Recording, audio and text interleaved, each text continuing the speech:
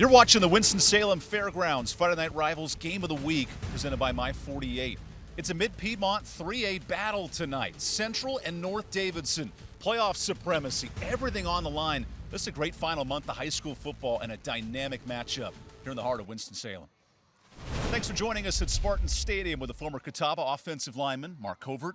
I'm Evan Budrovich. North Davidson is one of the last 5 teams in the state with 2 weeks to go. Central Davidson, they win their next 2 games. They win this Mid-Piedmont title. Mark, how do these programs accomplish their goals? It's a mega matchup here tonight in Lexington. This is a battle of attrition all season long leading up to a game that really could decide the playoff fates of each one of these teams. North Davidson is fighting for their lives here tonight. A loss, and you can effectively say the Black Knights are out. For Central Davidson, though, a league title on the line, a chance to break through, and great positioning in the playoffs. We got a big one here tonight, Evan. Not just a big matchup, a fun coaching reuniting matchup. And for more, here's Hannah Brady. Well, guys, 2 head coaches in the early stages of forming identities for this program, but also have some history with one another. Coach McIntosh, in his 2nd season with the Spartans, spent some time as an assistant coach and defensive coordinator at West Forsyth High School, where he was also a coach and role model to tonight's foe, North Davidson head coach Cody Bowman. The two have mutual respect for one another, but Coach McIntosh, in his first head coaching role, wants to continue to put his stamp on this program. He told me yesterday that he just wants teams to say that they play hard and make it tough for his opponents. On a 3-game winning streak, he wants to really eliminate big plays tonight, have better ball security, and don't have any opportunities for the Black Knights to have big plays, because he knows that his former player, Coach Bowman and company, are going to be bringing the heat tonight, guys. Thanks, Hannah. Always neat to see former coaches reuniting in a great matchup. Big-time league playoff implications when we come back. Central and North Davidson. It's a battle for the county. We'll have kickoff next when we return.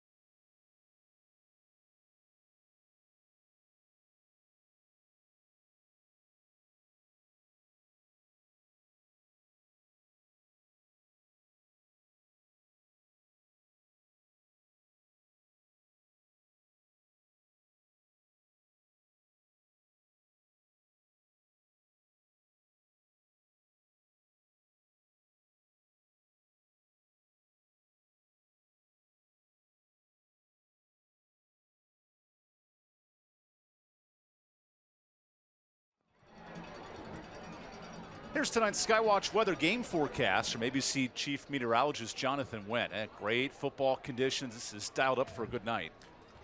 It's great weather. I mean, obviously here in the later stages of the season, gets a little cooler. That nice prototypical football weather, as they call it. So can't ask for better weather for a great matchup here tonight. Couldn't ask for a better tongue twister. Central and North Davidson gearing up for kick.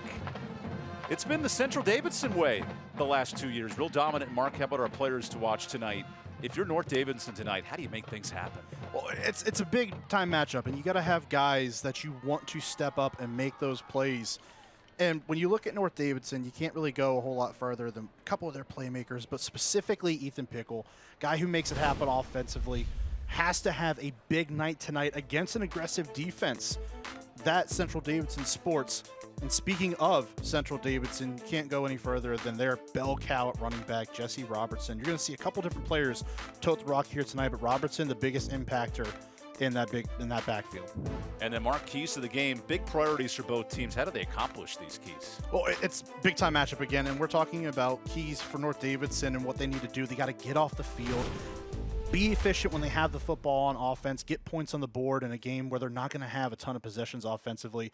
And Hannah mentioned it, as far as Central Davidson's concerned, you got to prevent the big play from getting over their head. Play with physicality. An option team like this has to be physical at the point of attack. If they want to win here tonight, they got to accomplish that. So it's time for kickoff. Central Davidson will start with the football, and there's North Davidson head coach Cody Bowman, the 30-year-old and the former mentee of John McIntosh. The Spartans will get the football first. And a chance to boot this ball away and get things rolling. Connor Dunn sends it deep. That'll stay in play. And an elusive start on the return out past the 30. Where Central Davidson's offense, this is old school football. Mountain Fried Chicken starting lineup. Winston-Salem's original fried chicken that's not greasy. This is the double wing tee, John Krasinski, George Clooney, 1920s attack. Gosh, I hope you love running the football, because if you do, you came to the right matchup here tonight. It is run the football, and if you can't get enough of it, they're going to run it again. Offense that is slow, methodical, I don't say slow, but methodical down the field, predicates itself on shorter gains. It's going to be a lot of fun to watch. Keep tabs on who has the football. Might be your guess as good as mine tonight. First play of the evening, little play action. Whoa, a passing attempt, and it's incomplete. Central Davidson have thrown the ball 18 times all year, and looking for Jesse Robertson. Well, you try to keep your defense off guard, and if you're going to do that, Spartans come out, throw a pass immediately. They're not expecting it. Try to capitalize there, and they cannot get it done to pick up those crucial yards on first down. Here's the Mountain Fried Chicken starting defense for North Davidson. Hayden Ross, Lincoln Davis, fantastic on this defensive line with Drew Mabe, the middle linebacker. Ian Cash in at quarterback. His first game back in a month, and he's demolished in the backfield. There's Maurice Mosley in this defensive line. You can see right away, trying to knife through, you see the defense there. Your starters trying to make some noise early on, and they've got to get penetration against this offensive line. Really tight splits. So if you can find a way to knife your way through, you've got to make the play once you get to the ball carrier. North Davidson last week only surrendered 17 points, but gave up a lead in the fourth quarter to Ashboro, another club fighting for a playoff spot in this Mid-Piedmont 3A. And watch the double wing tee here on 3rd and 11. Cash feeds himself. Cash is loose, and he's just short of the sticks. Nice tackle from Hayden Ross, the linebacker. That's exactly where you want to be. Offensively, you got to get those kind of gains. The only problem is first down, you don't convert on the pass. Second down goes down as a loss. How about there? Some trickeration. Dressing it up, almost like a little reverse, a mini reverse. Offense still in the field. 4th down for Cash. Central Davidson wanting 5 free yards. A North Davidson team that spent all week watching the double wing tee. Here's 4th and 2. Cash. Misdirection. And a first down. Jesse Robertson, the conversion. He's the 1,100-yard rusher, the bell cow of this offense. Usually when you see offenses like this, you got to think 3 yards in a cloud of dust. It is one of the old cliches of football. They gain almost 9 yards a carry as a team. Unreal. And you see right there, Cash knifing through. You would think on 3rd and 11, this offense is trying to get some yards, get better field position, and punt this ball away. Not this one, even with an option offense. Jesse Robertson, 12th in the state in rushing yards, 1,100 on the season. And after a 4th down conversion, here's Cash. Cash tosses. This is Paxton Flo, who played quarterback the last 5 weeks. And how about the versatility of Flo making things happen? It's about having guys that understand their assignments. Again, an offense that you can't do a whole lot. There's not a lot of improvisation here. You follow your assignment, you hand it off, you read the defense, and then you go to the next play. Flo was able to do that instead of Cash. Did a really nice job getting this offense where it needed to go and picks up where he left off carrying the football here. Keep tabs on Cohen Steed. Those outside blocking tight ends, so important in this offense. Yes. Sealing off those edges, getting those defenders away. 2nd and 8. Cash. Misdirection. 3 men involved. And a nice chug forward into North Davidson territory for Robertson. Already see so much motion in the backfield, just trying to confuse the defense of North Davidson, give them extra things to look at and to consider before they make the run. So much to sift through. See that right there? That direction back to the right sets everything up, makes the defense flow that way just a little bit to hesitate and back to the left. Nice play design. And how about the right tackle, Lindsey Mode, 6 foot 280. He's a truck moving the line. Moving through. Not the biggest line in 3A football, but it's dynamic. Sets up 3rd and 3.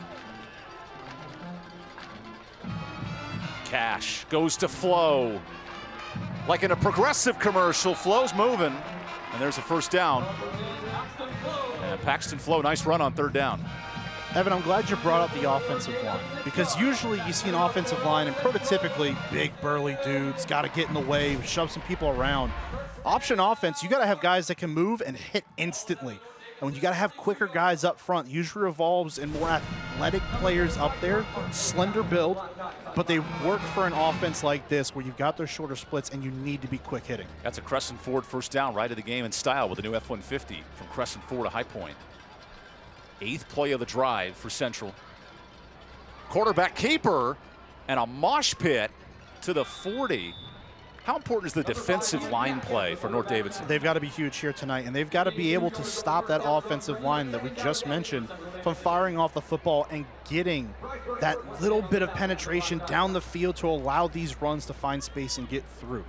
As long as they can hold their blocks, allow the defenders behind them to go out there and make plays, that's going to be their job tonight, making sure you steadfast and allow your rangier defenders to get down there, get around the line of scrimmage, and muck it up a little bit. 7 carries, 27 yards in Central Davidson's offense. 300 yards a night on the ground. No easy yards on this drive. 2nd and 8. Flo has it. Hayes spun down, and twice Hayden Ross has penetrated to make plays. Yeah, and that's where you want to be. Defensively, if you are North Davidson, even them carrying, being Central Davidson, those 9 yards of carry as a team, you've got to get them in these longer situations. Now 3rd and 8, 3rd and 7, that's not where they want to be. It's an offense that wants to stay on schedule. So if you can push them back a little bit, force them into these situations, you are doing your job defensively. Now, you got to finish this out, bring up 4th down. Central Davidson riding a 3-game win streak, 300+ yards rushing the last 3 weeks. Facing consecutive 3rd and longs on the drive. Cash. Misdirection. Nice hole. Robertson tripped up. 4 yards short of the 1st. And now decision time, Mark. Colt Fisher on the edge makes a really nice play that time defensively for the Black Knights. Just gets downhill, able to get outside. And you see the misdirection right there, just comes across the formation. It looks like there may be a little bit of room. But Robertson is met. Fisher does an excellent job holding the edge, containing, and then making the play. What a test for D coordinator Logan Baker, who in his job interview this spring said, I watched a ton of tape on Central Davidson. He was ready for this double wing tee. Got to know, it's a big matchup. We got those guys who understand what could happen later in the year. Got to be prepared. Here's 4th and 5. Cash to pass. Cash hits. Incomplete. And a stop for North Davidson. We'll take the timeout. Logan Baker passed the test, not just in the job interview, but on the first drive. His Knights get the football next.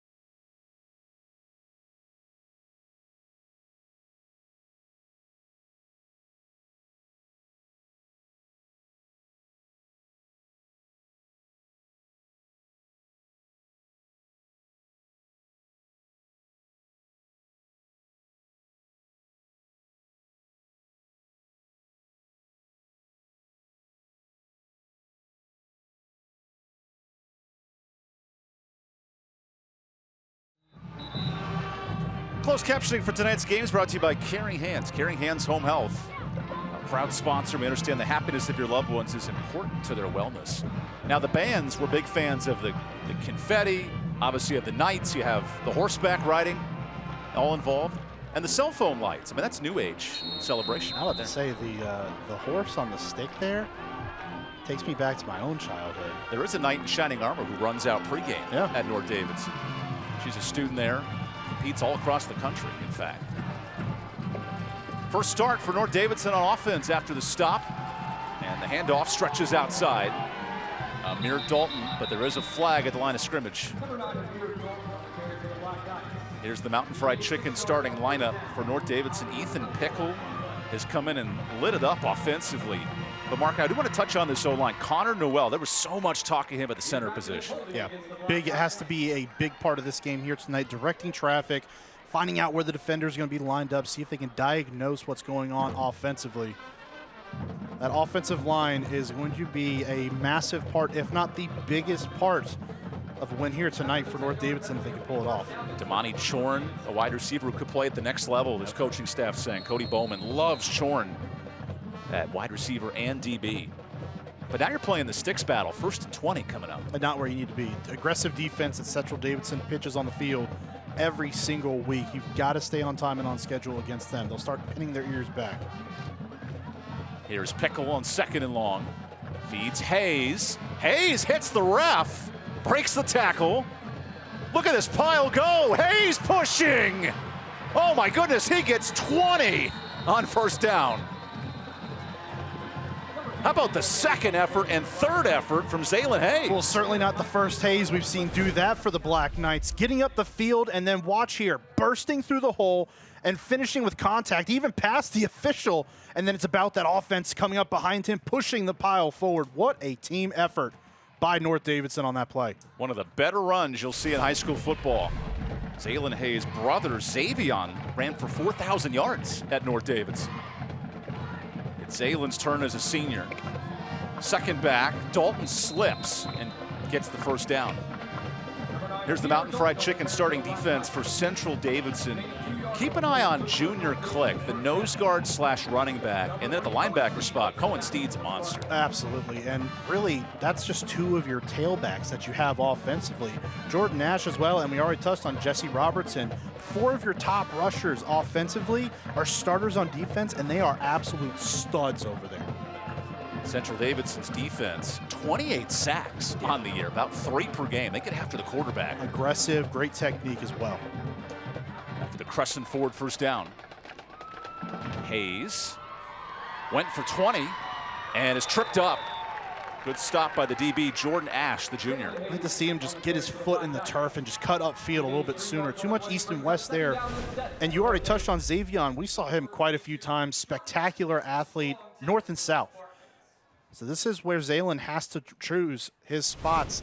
Get that foot in the turf, get those yards, get upfield.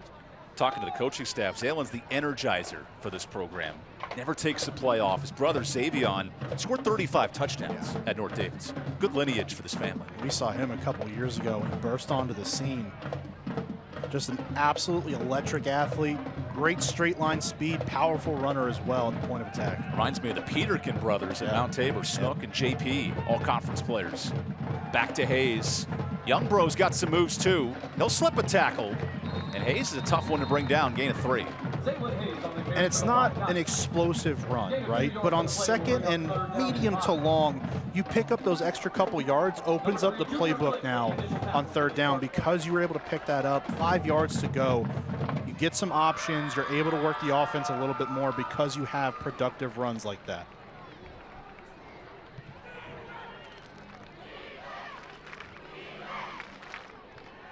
North Davidson, one of the last 5 teams in the 3A playoffs. They need a win one of these next 2 weeks to clinch a spot. Good opening drive. 3rd and 5. Pickle uncans a pick almost through the hands of Hash. And it's 4th down. I'm about to put his entire team in a pickle there, just trying to get the ball down the field, forcing it to that sideline. Central Davidson breaks on it, reads it beautifully. Great play along their own sideline to break that pass up, bring up 4th down. And Jonathan McIntosh, he's the D coordinator and head coach. 7 interceptions for this defense. So you get those pressures. You already alluded to the 28 sacks they have on the year. That generates pressure up front. They have to get rid of the football, gives your defenders on the back end a better chance to get through. First punt of the night for Connor Dunn. And a really good punt down to the 14. That's a 40-yard kick. We'll take the timeout. The double wing T. Roll back the clock to the 1920s when we return.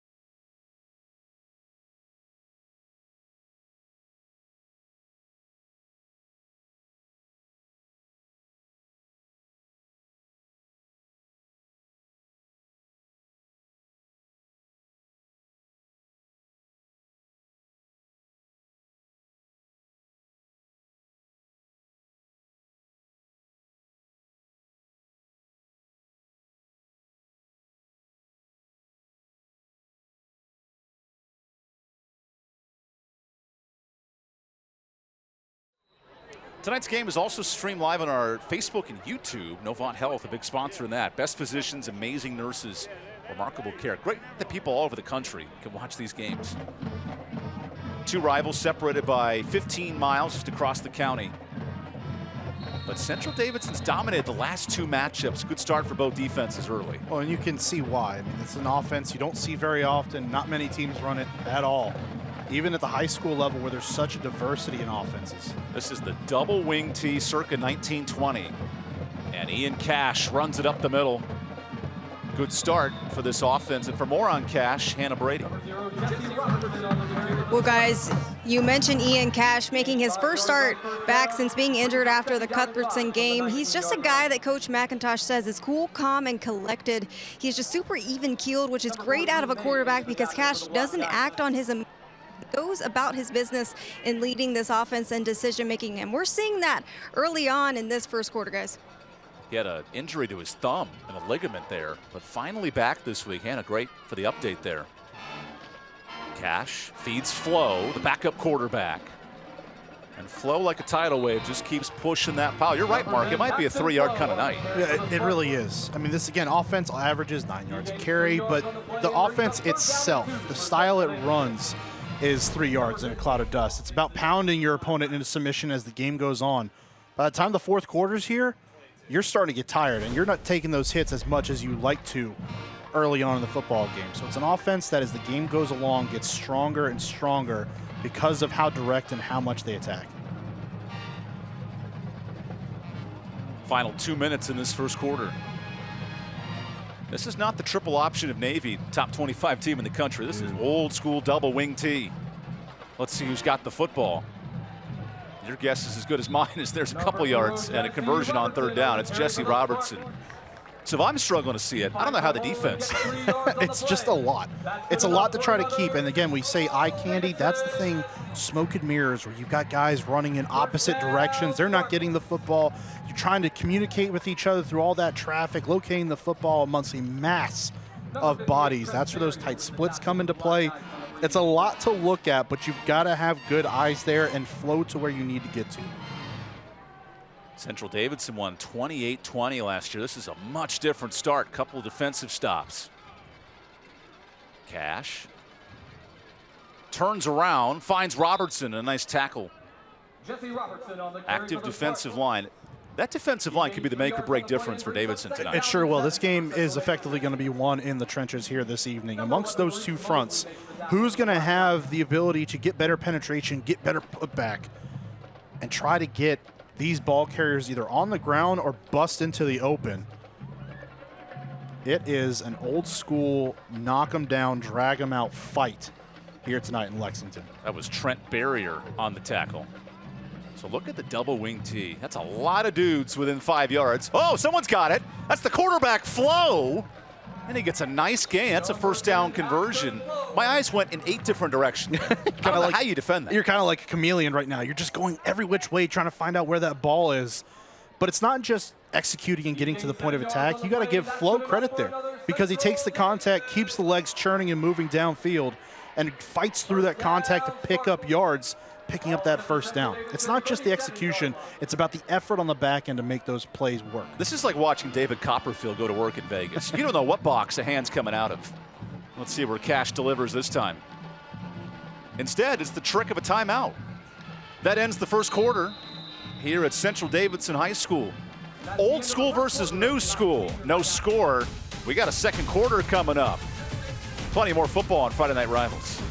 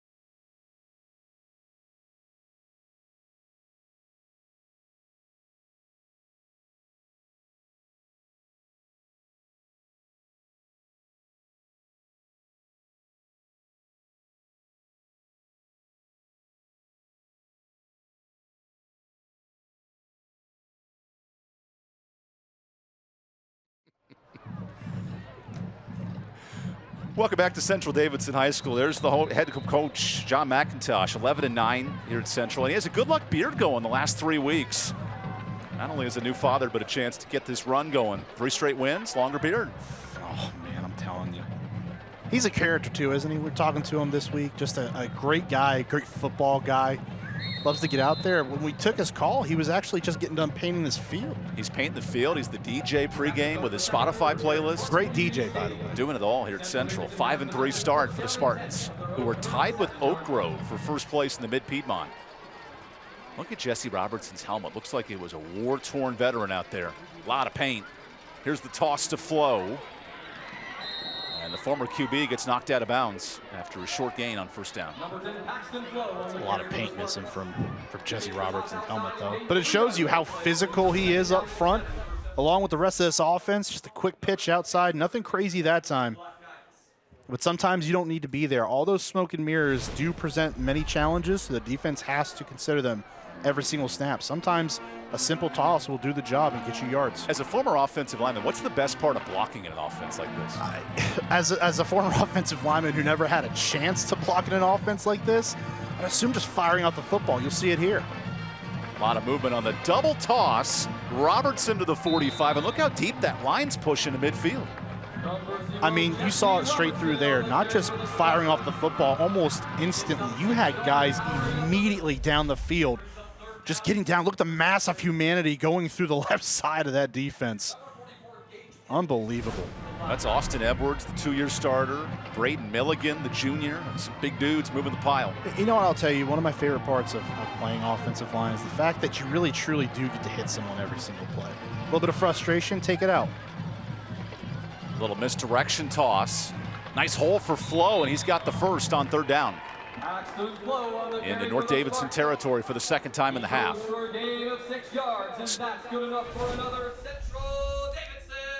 Right down the field, another quick pitch this time, going from left to right, straight up the middle.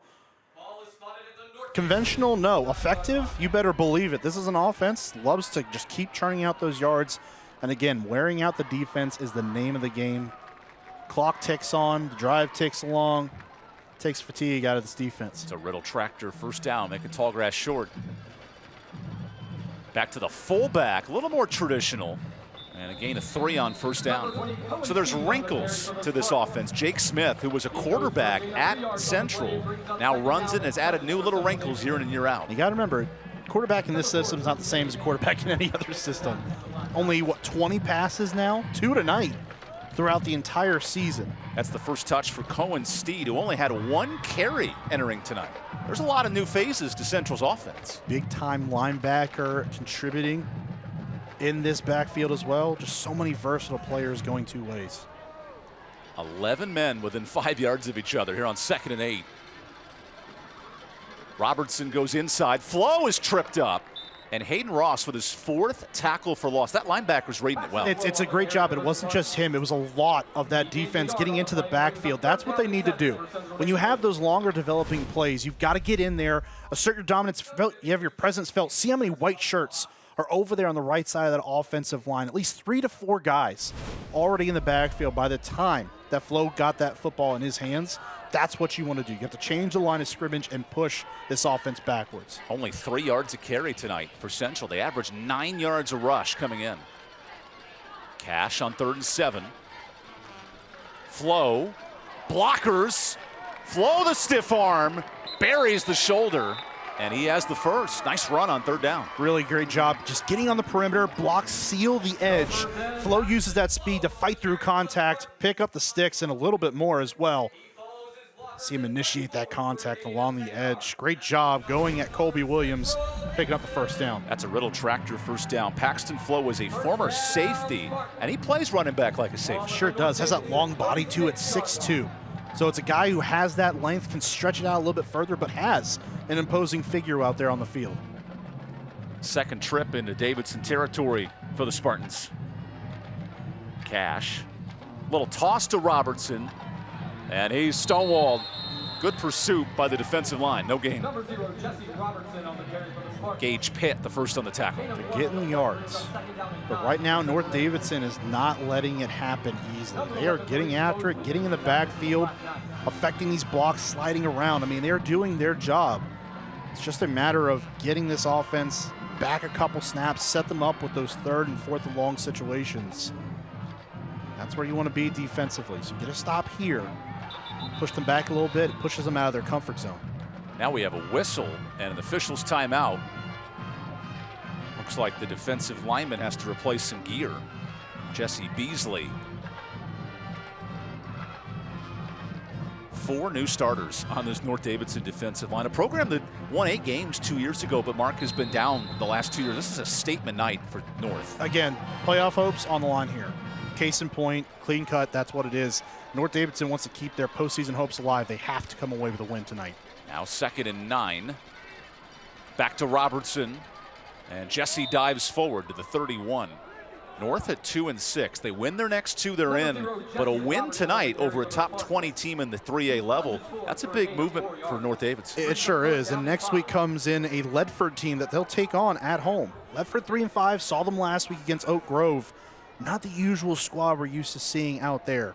So they've got a great opportunity. They come away with a win here tonight. They set themselves up with a real opportunity to punch their ticket into the playoffs as long as they can win tonight and next week. The Mid-Piedmont has 4 teams into the playoffs right now, including North, the last 5 in. Here's 3rd and 6. Back to Robertson. That pile just keeps pushing, just keeps swimming, and a 4th down coming up. So here's the challenge.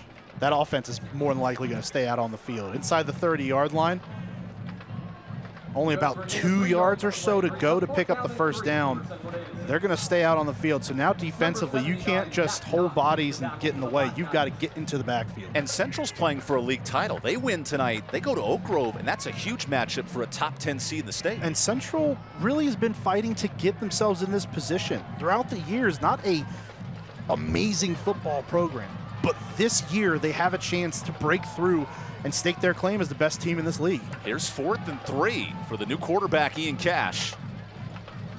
Finds Robertson. Could this be a big run? Robertson breaks loose, down the sideline, inside the 2. And they mark him out at the 3. On the carry for the Spartans. Largest run of the night for 20. You just keep thinking at some point they're going to break one here. They're going to break one. 3 yards, 3 yards, 4 yards, 2. And all of a sudden an explosion off the left side of that offensive line, sealing off the edge. And it's Robertson with the speed around the corner, just coming up just shy of that goal line. 24 carries in this first half, 115 yards. And now in the red zone, the Cook Reynolds red zone. What trickeration can Jake Smith draw up here?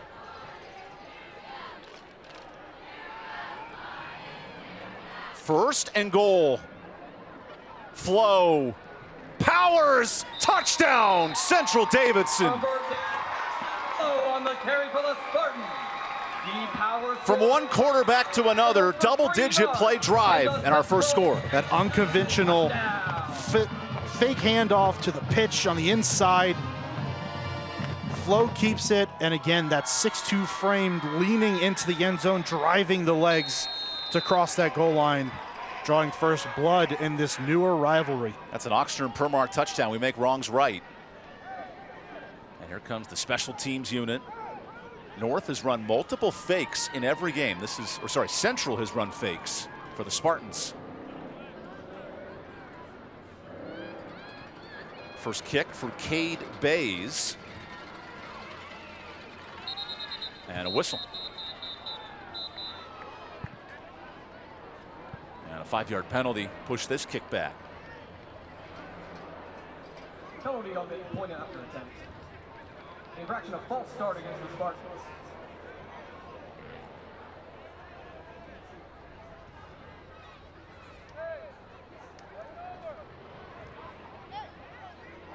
Multiple 4th down conversions on the drive. And here's Cade Bays for the extra point.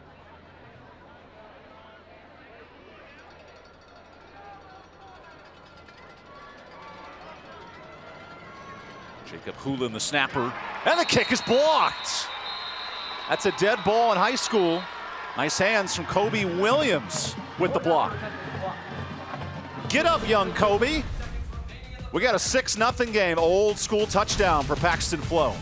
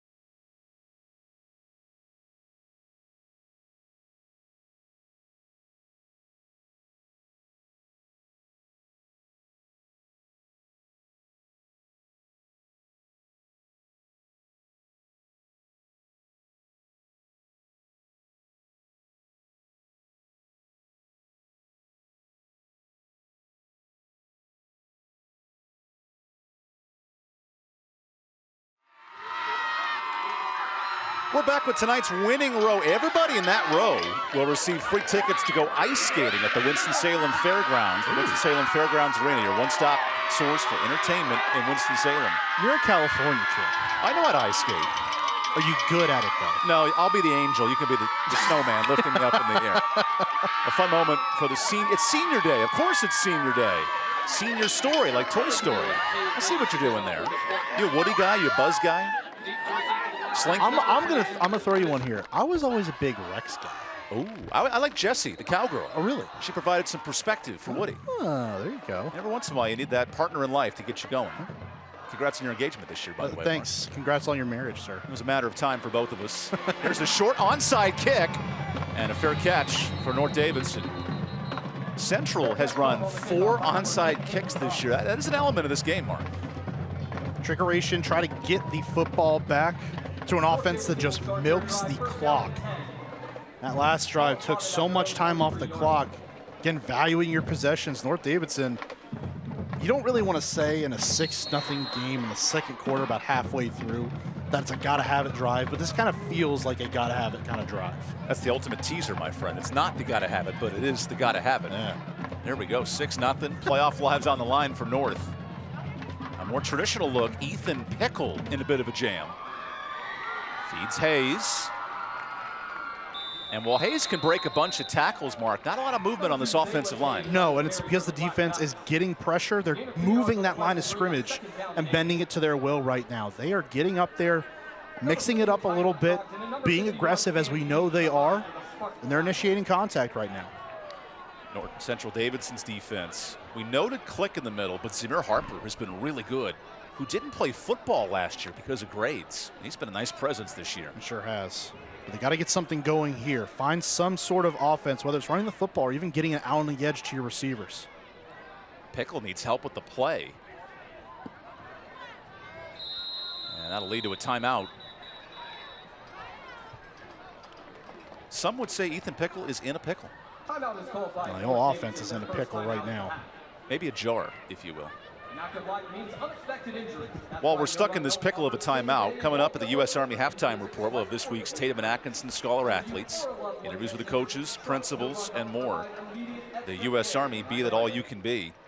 In between bites of the pickle, don't forget the Caring Hands Home Health. It's our closed captioning for the game.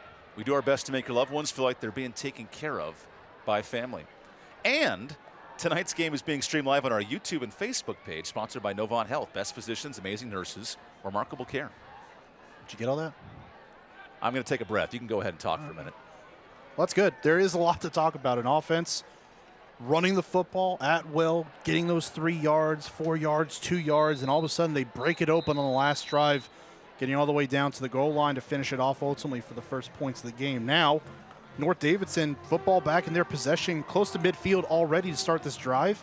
Got to get that ball down the field. Cody Bowman, who was a 5-month-old at the house, so he's been dying for sleep, but he knows this playoff run is real important.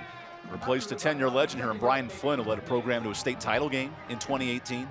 That's the level of expectation at North. Pickle, short route, first catch of the night for Dahari Chorn. Chorn breaks loose. And down to the 35. Nice second effort from Damani Chorn. We do have a flag as well after the play. Chorn's a guy that gets a lot of looks at the next level, a collegiate prospect, and you can see it there, the burst, catching the football in space and then making something happen with multitude defenders around him, just getting upfield, breaking some tackles, feeling where that defense is to get upfield and out of bounds. That's Dale Proctor with the call, 15-yard penalty. And now an onside kick in one play. This is a big drive for North. You see right here again, getting your guys in space. The move there on Flo. Chorn took Flo to town. Sure did.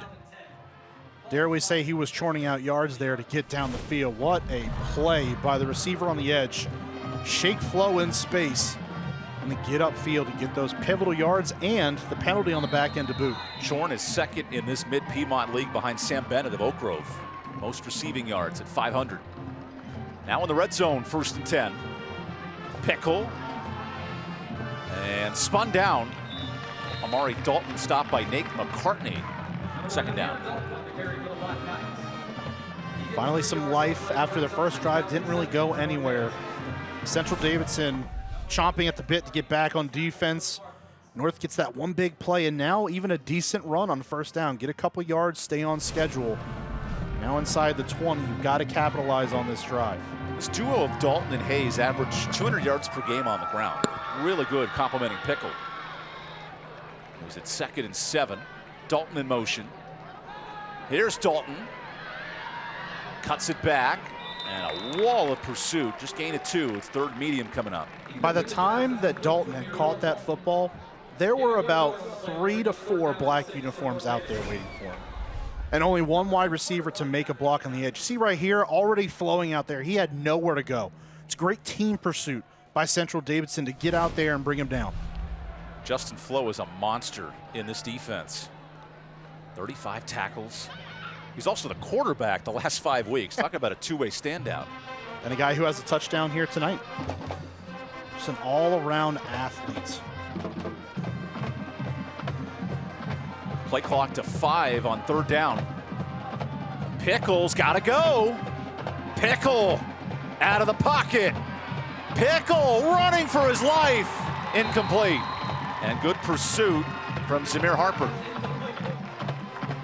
I wonder if Pickle just got some happy feet there. Looked like he was in the pocket. Maybe there was some pressure that started to break down along the pocket, but it didn't really seem like it. Just left the pocket way too soon, breaking down.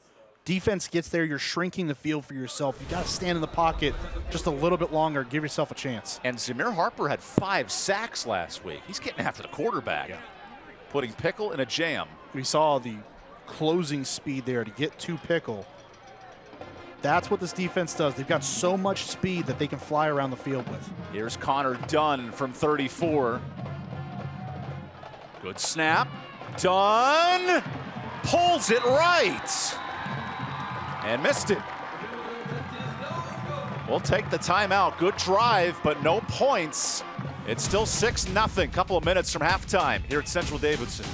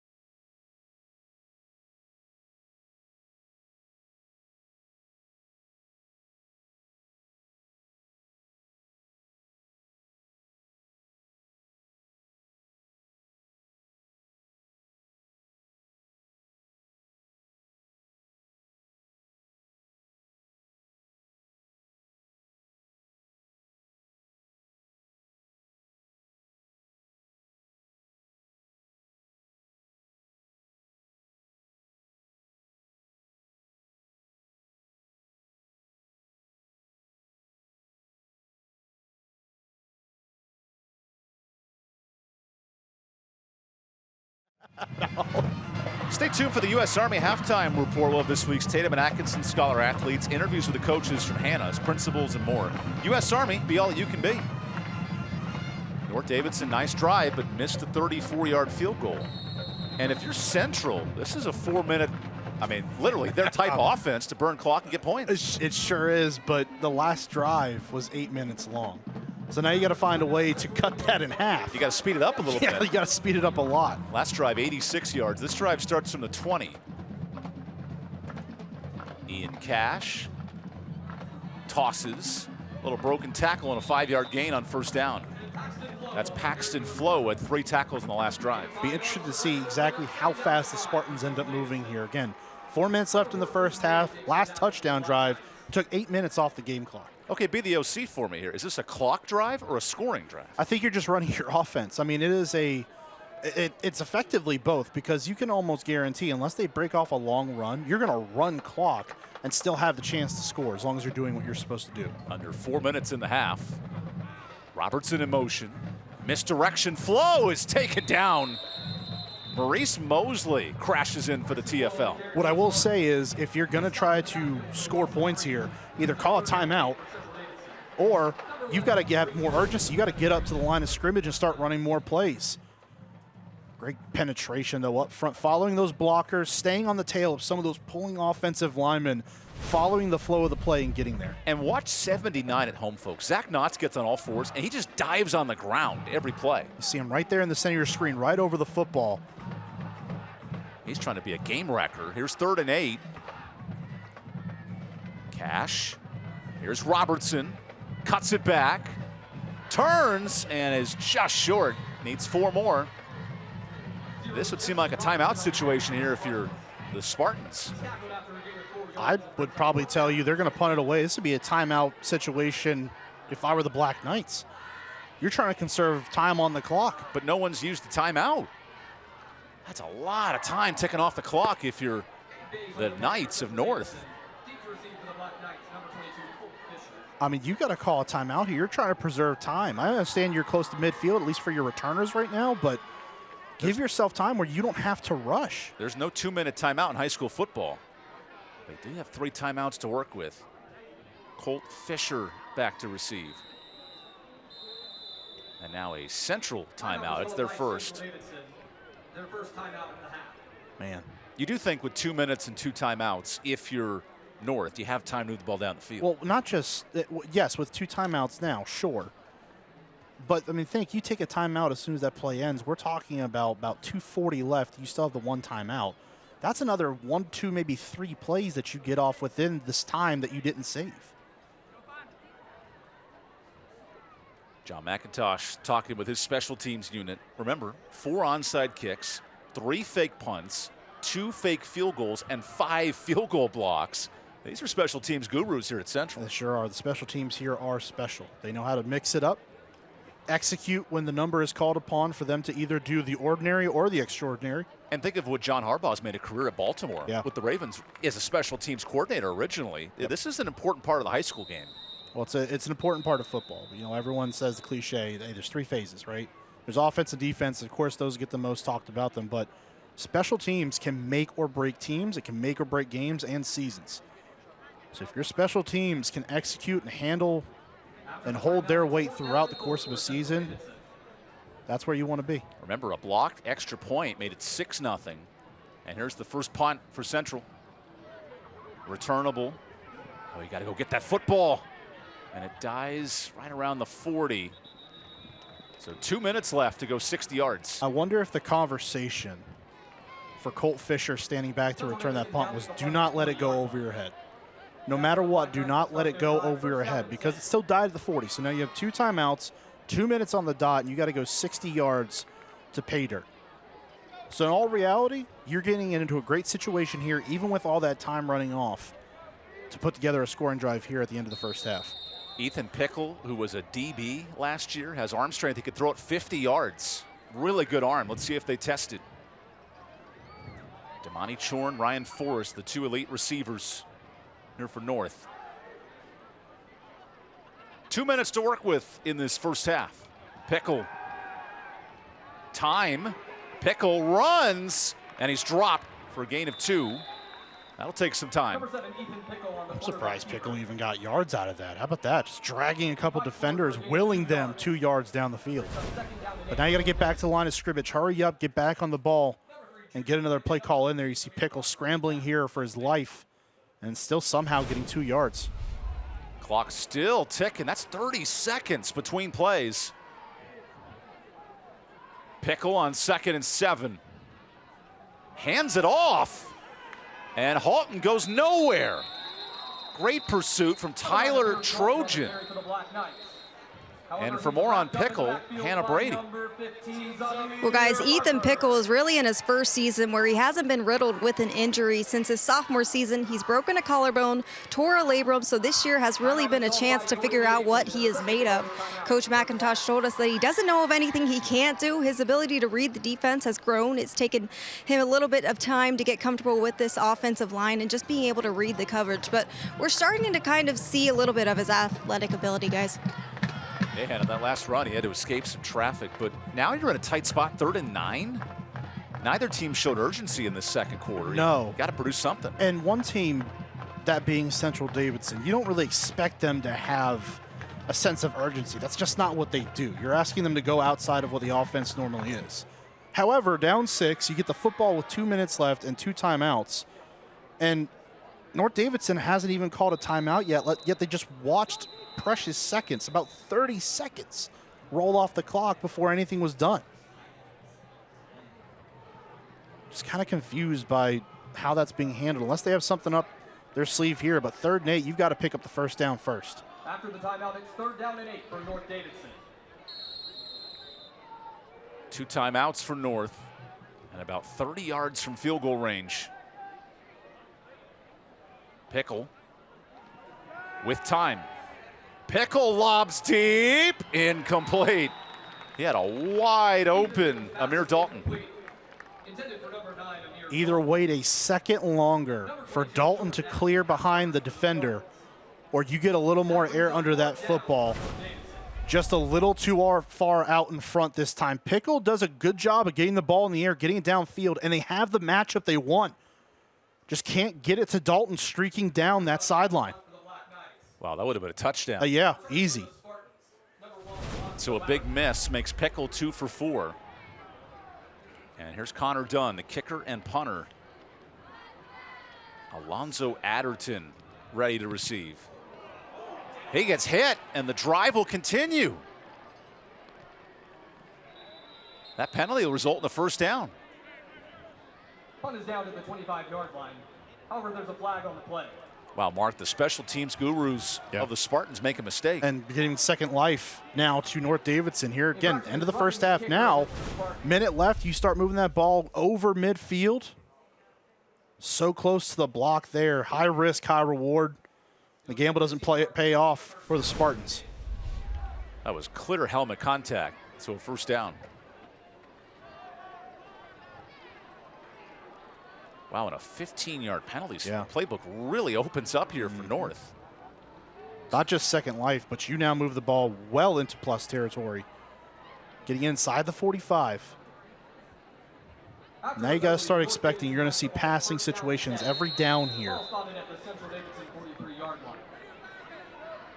Sprinkle in a draw if you feel good about the defensive alignment. But right now, it's getting the football in the air. Final 61 seconds of a low-scoring first half. Pickle, four-man rush, he's hit, and a catch. Nice grab, Ryan Forrest, but stays in bounds. How about the throw? Standing in the pocket, taking a hit like that. That's Ethan Pickle at his best. When he can locate those receivers, fights through that pressure, and delivers a ball on time and on target. That was an excellent throw by Ethan Pickle. 35 seconds left. Pickle rolls out. Pickle pumps. Pickle lobs it out of bounds. So 28 seconds and need about 10 more yards for field goal range. Well, talked about the completion on the last down. Now this time, smart decision, get the football out of bounds. Chuck it out there, live to play another down. You save time on the clock as well. Now underneath those 30 seconds. Precious time here. And still those 2 timeouts now working in their favor.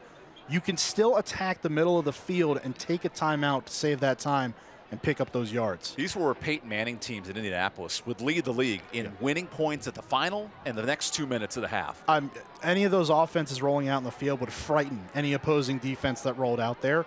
Now this situation the same. Wow, look at this prevent on 3rd and 2 and a timeout. You know, that's interesting because you only need 2 yards. Correct. But because of what they did, instantly North didn't like it. So you start thinking they were going to try to take a shot towards the end zone there. That defense drops back that many bodies. There's at least 7 defenders, maybe even 8, that had dropped back into coverage. So you call a timeout, reset here. Great job, even if it didn't mean anything at the end of the grand scheme of things by Central. Good job of disguising it and forcing a timeout out of North's pocket. And that's where a young quarterback can learn. I think Ethan Pickle in years to come will say, hey, let's audible to a run play like we see at the college game so much and lead to that 5-6 yard first down. Right. And that's just a tough play in the middle of the field, but now no timeouts left for North Davidson. You sort of throw a trick play at North and force them to burn the timeout. Again, high risk, high reward. You're taking a gamble there by giving them a coverage that maybe impacts them in a negative way. Certainly does there. The gamble pays off. You force that last timeout out of North's pocket. Mental side of the game on full display there. Great job by that Central sideline. It's a game of chess, getting after it. The Queen's Gambit, great show on Netflix. Watching her dominate the game of chess around the country. Let's see what young Ethan Pickle can do here with his prevent defense. Still 8 defenders back. Pickle needs 3. Pickle goes short. There's the first. And nice job getting out of bounds. First catch for Hayden Ross, the tight end. How about that? Just crossing routes across the field. See it so often. Try to get those defenders off cross. You see in the middle of the screen, you try to knock those defenders off their pursuit route. Someone ends up being open in man-to-man. Great concept that time by North to get the football out. Easy pitch and catch and a first down. And now you're in field goal range, so you could take a couple shots to the end zone. Yeah. You got to really see where they're going to set up. A couple extra guys now towards the line of scrimmage, but still most of those defenders sitting back. Here's Pickle with 22 seconds. Quick toss. through the hands of Ryan Force. That's a high throw. And nice pressure from Zamir Harper. Bring it down just a little bit. The pressure affected the throw. Pickle thought that he had less time than what he really did. Feels the need to get the football out there, rushed it a little bit too much, and delivers a high throw to the sideline. In a game where Central Davidson's had 16 minutes of clock, this is a rare possession. North's got to capitalize here. If you said that they had 16 minutes of possession here going into halftime, you think, oh, Central's away, far and away up in this football game. And they are right now, but it's still close. North's done a good job of limiting their possessions offensively. 18 seconds left.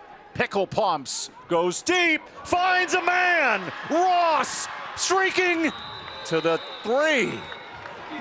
Now they got to go, 11 seconds. Got to get up and clock the football. Pickle. Clock moving. Nice job by Pickle. Now you have options with 9 seconds. How about that? The defense is protecting the sideline, not allowing them to get out of bounds. North says, fine, we'll run a concept over the middle, wide open in the middle of the field. Great job by Pickle, pumping out to the far side and delivering over the middle. What a play down the field. Ross, the beneficiary there, getting it all the way down inside the 5. What a play for North. Into the Cook Reynolds red zone. 9 seconds left, no timeouts. As Central uses one of its final timeouts, 1 remaining. Well, Mark, if you're North and you miss the end zone here on a run, that's the half. This, to me, has got to be a pass. Yeah, you're putting the football in the air, I think, effectively here. But here's the other part of that. You cannot take a sack. No player can go down inbounds here. Otherwise, the half is going to be over. That football has to stay in the air and has to go into the end zone if you are North Davidson. Head coach and OC Cody Bowman, big responsibility for the 30-year-old, youngest coach in the area. And what a call, 9 seconds left to take the lead. Here's the good news. Based on their field position, knocking at the 2, maybe 3-yard line, they're right there where you can deliver quick passes. So some of these plays don't have to be long developing ones where you have to drop back, survey, and then fire the football down the field. They can be quick, pre-scripted passes that are going to get into the end zone. Saves you time, saves you the effort, and saves you the trouble of that defense that loves to attack, getting you down on the ground. Final 9 seconds. What a play to end the half. Pickle, hands, touchdown! What a 2-minute drill. And the tying score on the ground. That's Maurice Mosley, the defensive lineman for the Oxnard Permar touchdown. Little bit of bully ball right in the middle of that defense. We're thinking pass. And it seemed like Central was in the same mindset that they've got to put the football in the end zone here. There's no way they risk running it here. North catches them off guard. Gets them down, stretches the defense out. Mosley penetrates and pushes it in. Huge extra point for Dunn. And North Davidson has a lead heading into halftime. What a drive with 2 minutes left. And the big throw from Pickle to Ross. Unbelievable play call. That is as gutsy a play call down there as you can get. Your offensive line, you are counting on them to get that push up front. And Mosley just lowers the shoulder behind those big guys along the offensive line and powers his way in. That is one heck of a job by the physical part of your team. They have to be big here tonight. They were big on that drive and on that play. And just like that, North likely goes into the half with that 1-point lead because of it. 9 runs, 35 yards, but none bigger, like you said, with the clock than that last carry. And I love the young man, Cody Bowman, 30 years old, longtime West Forsyth player and assistant, takes over here after 6 years as an assistant on staff. He's not afraid to let it fly in a do-or-die game. And really great composure along that sideline as well. That last timeout comes out of your pocket. A little bit of trickeration by Central defensively forces it out. And what do? You still respond by going down the field and getting that touchdown on the board.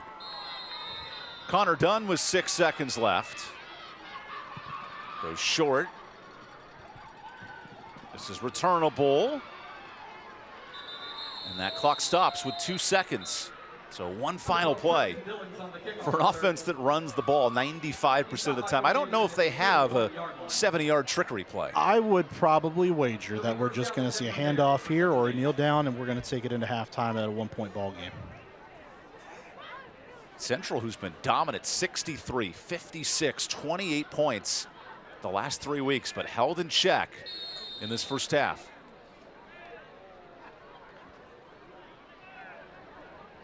Grind it out. Two teams fighting for everything. Won a league title, won their postseason lives. First half lived up to the billing of two teams who want it and need it right now. Robertson, final play.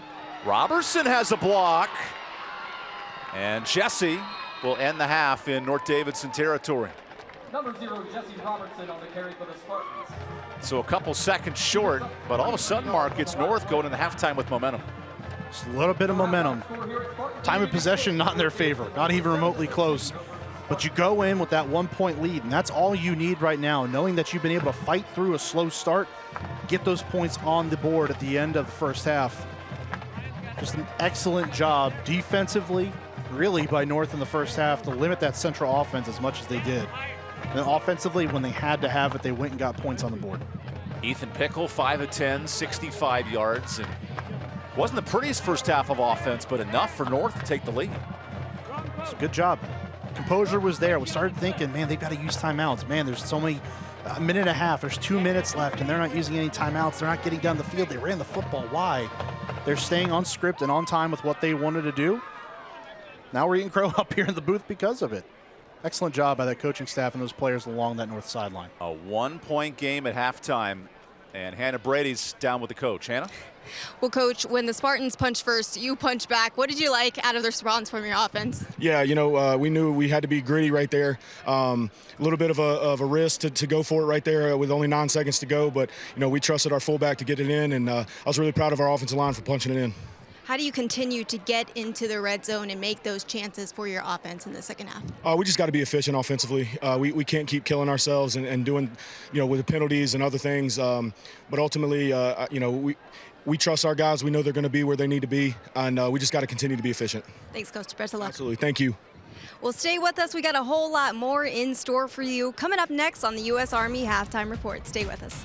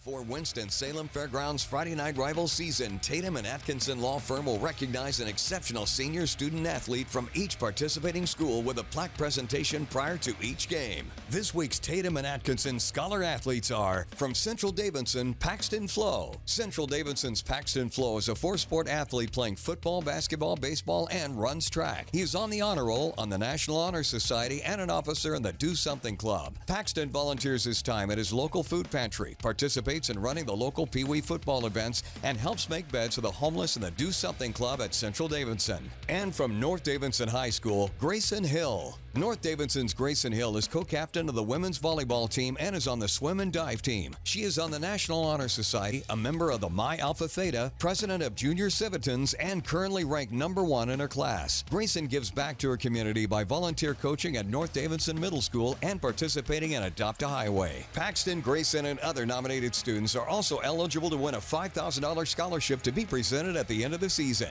Congratulations to our Tatum and Atkinson Scholar Athletes of the Week, sponsored by Tatum and Atkinson. Injured in a car wreck? Call the heavy hitters. Welcome back to the U.S. Army Halftime Report. Be all that you can be in the United States Army. I'm Hannah Brady, now joined alongside the principal for Central Davidson High School, Dr. Heather Horton. Heather, thanks so much for taking the time. It's lovely to have you on here, but we've seen the growth and success of your team. What's been the driving force in that process? I think it's been a lot of things, a combination, but leading that force is our head coach, Jonathan McIntosh. It's his second year with us. He's really finding his feet. He's building a culture. It's about dedication, commitment, never giving up, no matter what the obstacle is. He has brought on some new assistant coaches, and they're starting to mesh and gel, and we're excited about that teamwork that he has there and just building positive momentum, and we're excited to see where that will take us. Now, speaking of Coach McIntosh, he told us that we could expect a really exciting crowd here. We've seen the parents, we've seen the students, and the community. Will you just talk about how that all ties together in order to have success on the field? Sure. We have an unbelievably supportive Spartan community here at Central, from our parents and community members who are working hard in the concession stand. They're packing the stands, both home and away games. We have the best student section, the best cheerleaders. I'm a little biased, but it is a great feel here at Central. And I think our boys know that, so that makes a difference on the field. Now, you talk about those student athletes. When you look at them both on and off the field, what are you most proud of? I have the best students. They are amazing. Students and student athletes, I'm so proud of them. The work that they put in the classroom, on the field, and they just are committed to multiple things. Some of our football players, you'll see them on defense and offense. We have multi-sport athletes, so they juggle a lot of things, and then they show up for each other. So our student section that you saw tonight, I hope, is amazing. So I couldn't be prouder, and I'm just grateful for the opportunity to be their principal. Well, thank you so much for spending a few moments with me on the Halftime Report. Stay with us. We have a whole lot more in store for you coming up right here on the U.S. Army Halftime Report.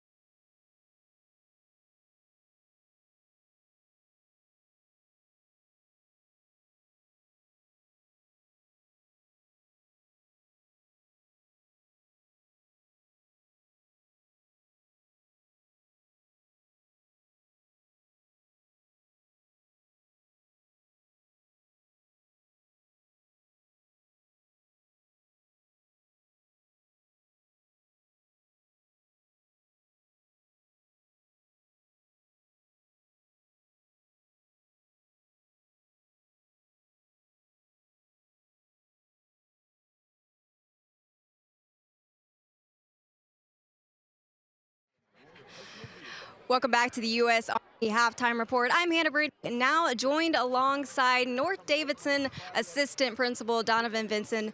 Thank you so much for joining a few moments with me here on the Halftime Report. Now, I know that North Davidson has a lot of areas that continue to evolve. What are some programs and areas that have continued to develop in recent years? At this time, I think one of the areas that have grown well for us is our fine arts department. Currently, our chorus is doing great things. We have 2 people who qualify for the North Carolina Honors Chorus. We're one of 2 schools in the district that has theater arts. And then our band program, it hosts a fall festival in which they bring in 25 bands from the local area to support that. So with that, it's some great things. Our art department is also doing very well. We've introduced a new course, our AP 2D Art and Design, for students to advance themselves in something that they really enjoy. Now, Black Knight students do have unique opportunities. What are some of those programs or opportunities that set North Davidson apart from other schools in the county for their students? So one of the things, or one of the programs that we have that's really nice is the Air Force JRTC. So we're one of, again, 2 schools in the district that have a JRTC program. We're the only one who have Air Force ROTC. Each year they get evaluated and they get excellent and distinguished standards all the time. But what we love is just how many students are engaged with the program, how it sets them up for post-secondary goals, be it military or just career. And even those instructors prepare them for college and life beyond high school. Well, we know that North Davidson has strong community ties. What are some of the ways that the school reaches out and supports the local community? So I would love to say that we reach out quite a bit, but I want to take this opportunity to say how much that they reach out and help us. So we formulated a parent organization called Partners in Education, where they help support the students and staff at North Davidson High School. Along with them and the community leaders of Davidson County, they help us out quite a bit to make sure that North Davidson is a great place for students to work, for them to learn, and also for teachers to teach. And so we have big community engagement when it comes to our community supporting the school. Well, that's amazing, and thank you so much for just spending a few moments with me on the U.S. Army Halftime Report. And earlier this week, we had a chance to talk to Marcus Brown, our U.S. Army correspondent. Take a look.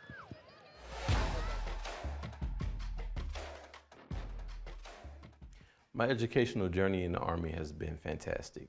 So receiving my undergraduate degree as well as my master's. My MOS is similar to UPS. If it fits, it ships. I'm a loader station by trade. As a reservist, the Army will set you apart. You can learn skills and get certifications through the Army that you can use in your everyday occupation. So the healthcare perks are amazing. Absolutely no co-pays, so that's no money out of your pocket.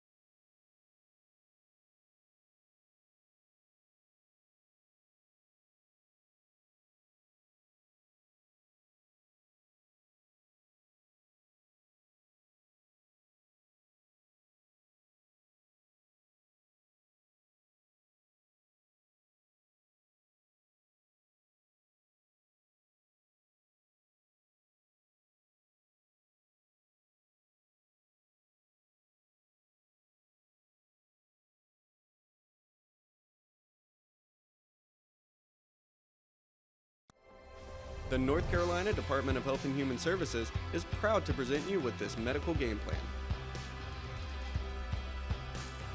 Updated flu and COVID-19 vaccines are now widely available across North Carolina. You can check with your local pharmacy or your grocery store or your doctor or other healthcare provider to see where you can get your vaccine. Flu and COVID-19 vaccines are free for children under 18 through the Vaccines for Children's program, and most health insurance plans will pay for flu and COVID-19 vaccines. If you need help paying for the COVID-19 vaccine, contact your local health department to find out if there are any free options available. Or you can go to myspot.nc.gov to get more information. Getting the updated vaccine is important, even if you recently had COVID-19. The vaccine gives extra protection against the common strains of COVID-19 virus that are expected to be spreading throughout this fall and winter. However, you can choose to wait 3 months after you last recovered from COVID-19 infection before getting the updated vaccine. These vaccines are safe, effective, and widely available for children 6 months and older. Last flu season, North Carolina had its highest number of children die from the flu since we started tracking those numbers back in 2004. And the overwhelming majority of the children who died last season had not received that season's vaccine. We don't want to see this happen again, so that's why we're encouraging every parent to make sure their children are vaccinated this fall. We know that getting kids vaccinated does make a difference.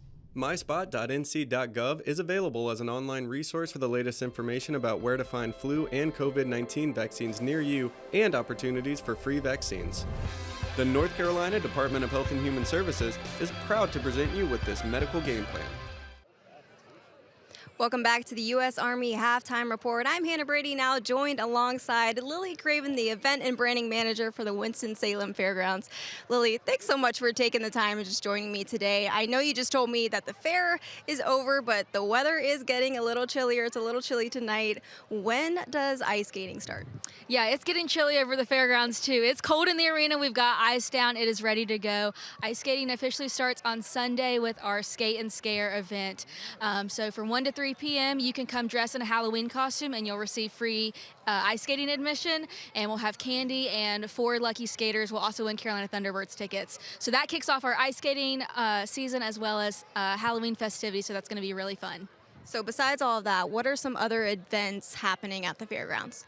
We do everything from trade shows to ice skating to hockey. We do it all in the winter, and we try to stay busy. We're definitely staying busy through the end of the year. Tomorrow we've got auction game sales. We've got the Haynes brand sale coming up in November. Lots of good stuff, and all that stuff is on our website at WinstonSalemFairgrounds.com. Well, there you have it. A lot of awesome things happening at the fairgrounds. Thanks so much to Lily Craven for spending a few moments on the Halftime Report, guys. I'm still infatuated with the ice skating.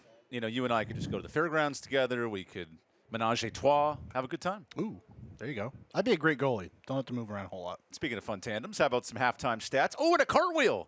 That girl's getting after it at halftime. Okay, we knew Central Davidson's going to run the football. Not a surprise. But North Davidson's had answers with a balanced offense. Yeah, and it really wasn't much offensively for them until they had that last drive in the first half, which had stuffed initially until a roughing the punter penalty comes into play. Offense gets back on the field. They handle their business, put the ball in the end zone. That's the big difference right now. But you got to think adjustment-wise, even with those 143 rushing yards in the first half, there's going to be some more explosiveness to come from Central Davidson in half number 2. Let's dive into the highlights, because there were basically 4 big plays that described this first half. And Central Davidson gets stalled on the first drive, but then the offense gets going on drive number 2. Yeah, and that's where they found their success. Key third down here, getting around the edge that time. That's Robertson getting all the way down towards the goal line until Paxton Flo punches it in for the first score of the night. Great aggressiveness up front and finds pay dirt. It's like watching an anthill, man. Sometimes those ants just keep powering through it. It pushes. And then the passing game opens up for North. Executing up front, getting those guys in front of defenders, getting the football out, getting those crucial yards to get down the field, but ultimately leads to no points with the missed field goal. And at that point, it kind of seemed like everything was breaking Central Davidson's way. Until a little roughing the punter calls we previously alluded to. gets the offense back out in the field. Ross connecting from Pickle that time, gets inside the 5, and they're punching it in from a couple yards out. That's Mosley, straight up the middle. Extra points good. We have a 1-point ball game coming out of halftime. And I love what Cody Bowman said at halftime. I have so much confidence in my fullback. I'm going to give him the ball with 9 seconds left to end the half. You got to feel good. Your fullback, your offensive line feel like they're going to handle their job. They did just that, gave their team a lead coming into halftime. North Davidson, though, made their extra point. So it's a 1-point game here at halftime. Central Davidson fighting for a league title, and with more, it's Hannah Brady.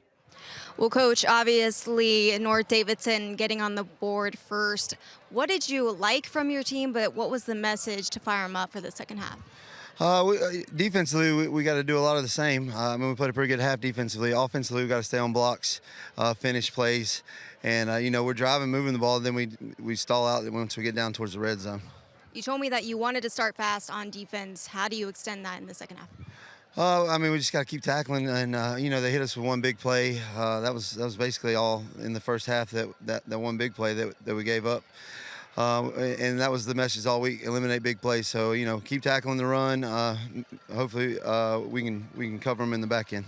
Thanks, Coach. Best of luck. Thank you. I appreciate it. We'll stay right here. We have a whole lot more in store. Thanks for joining us on the U.S. Army Halftime Report. We have a whole second half of football coming your way. Stay with us.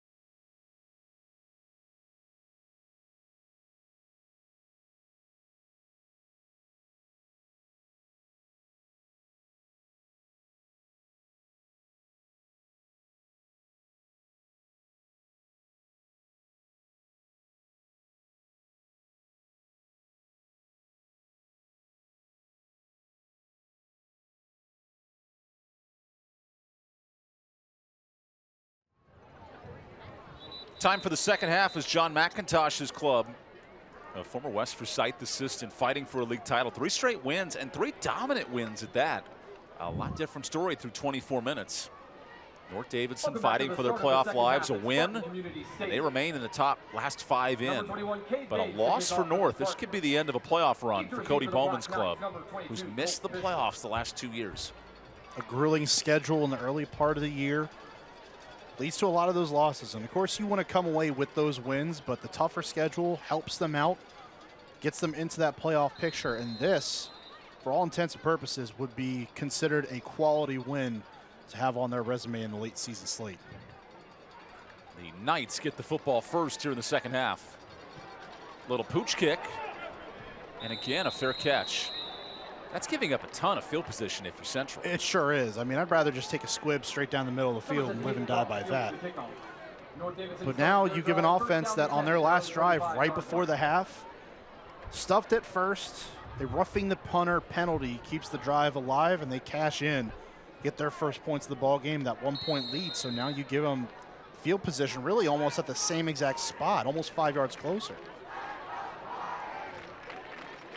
Only Only 35 yards rushing for North in the first half. It was the passing game that came to life. First play of the second half. Halton. No, it's a keeper. And Pickle actually gets to midfield. Nice run on first down. Breaks away from 3 different defenders on the edge. Looked like he was dead to rights, but credit Pickle. Keeps it alive, cuts back inside, puts a stop to that one. Gets upfield for 5 yards. Really nice job by Ethan Pickle. Fakes the handoff there, sees some trouble up there, and just cuts back. That had the DN, Tyler Trojan, wondering who had the football. Yeah. Really good fake. Defense selling out to stop him there. Puts the brakes on, gets upfield. We've praised the misdirection of Central all night, but North runs a bit of misfoolery. Here's 2nd and 5. Now it's a clean handoff. And just a yard for the Knights. 3rd down coming up. Good tackle by Junior Click. And now the defense, so aggressive, 28 sacks coming into this game. They know how to get into the backfield. Can they get off the field here on 3rd down? 2nd down, they get the stop they need. Limiting the offense as much as possible.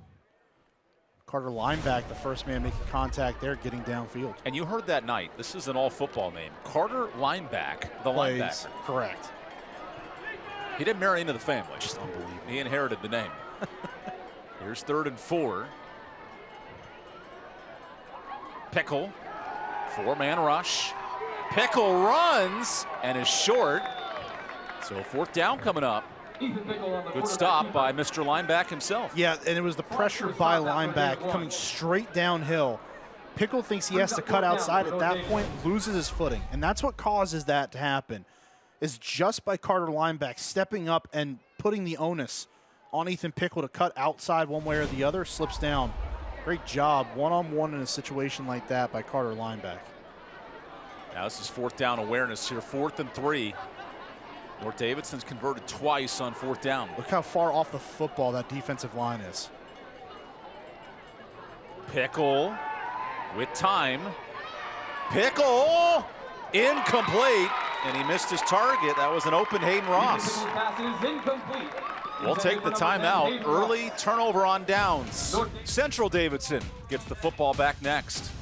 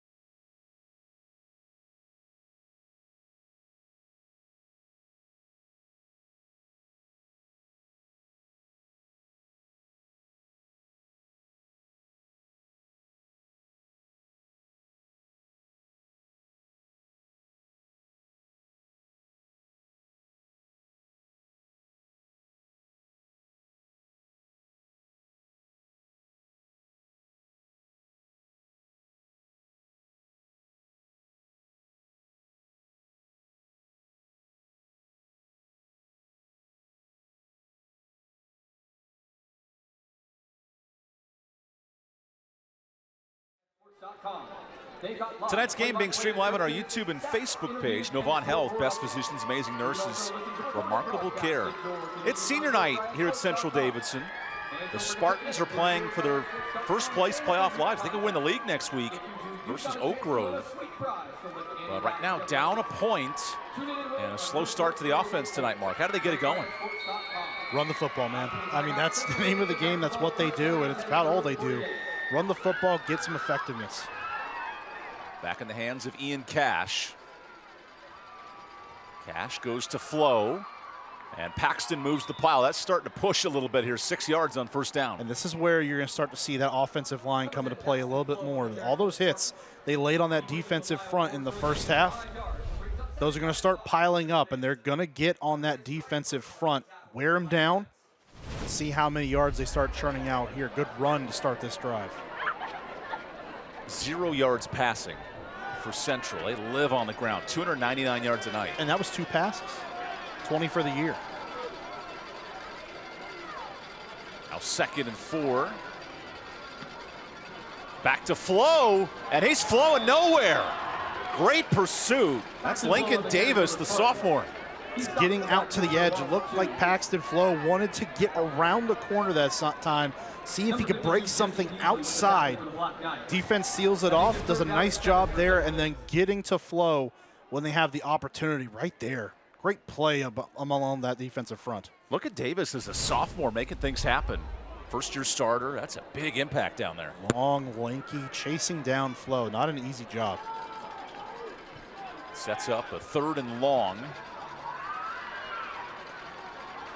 Cash, back to Flo. Good blocking. And a nice dive near the sticks. That's going to be really close. Looks like they roll him short, so it's 4th down. Gain of 7 on the play. He's close to the You got to think that this offense is just going to stay out on the field. Look at Flo. This time he gets outside, but with the blocking there to help seal those edges off, Flo gets his foot in the ground. This offense is going to stay on the field in a very favorable situation, even on 4th down. Sophomore D lineman Lincoln Davis making an impact. Much like Jordan Ratliff at Dudley. 10 tackles, 3 sacks last week, leading a top team in 3A football. Here's 4th down. Expect a quick hitting play here on 4th and short. Cash tosses. There's the first, and Flo has it to the 40. And he gains 3 on 4th down. I almost hold my breath every time they start pitching the football. It's such short distance like that. But you got to have a good relationship to do that between all your players. Nice job. Cash to Flo, and they're moving right down the field. Can make a rap song about that. Yeah. Cash to Flo. Hey, put your money in the bank. Crescent Ford 1st down. All about cash. Or put your money at Crescent Ford to High Point. Buy an F-150 on us. 1st and 10. Look at how tight these splits are. It's Robertson. He gets a block. Hard hits. Wow, Bryce Burkhart, the senior, with a thump. He was the only man that seemed like he was unblocked along that front. So Burkhart tracks down, and once he meets Robertson at the point of attack, he wins that battle. Watch, just keeps going along to the sideline, heat-seeking missile. Robertson right around the waist. Great form tackle, great play in space by the senior linebacker, Bryce Burkhart. Burkhart, the lone senior returner on defense. He's playing with some physicality tonight. It's a guy who does not leave the field. High motor, high energy, part of this defense. Oh, and movement. It's a 5-yard penalty on the tight end, Jackson Valentine, who's not loving that one. For the start of the play, infraction against the Spartans. A little unusual as well. Not a whole lot of procedural penalties against this Central team. Just the 3rd time we've seen Del Proctor tonight.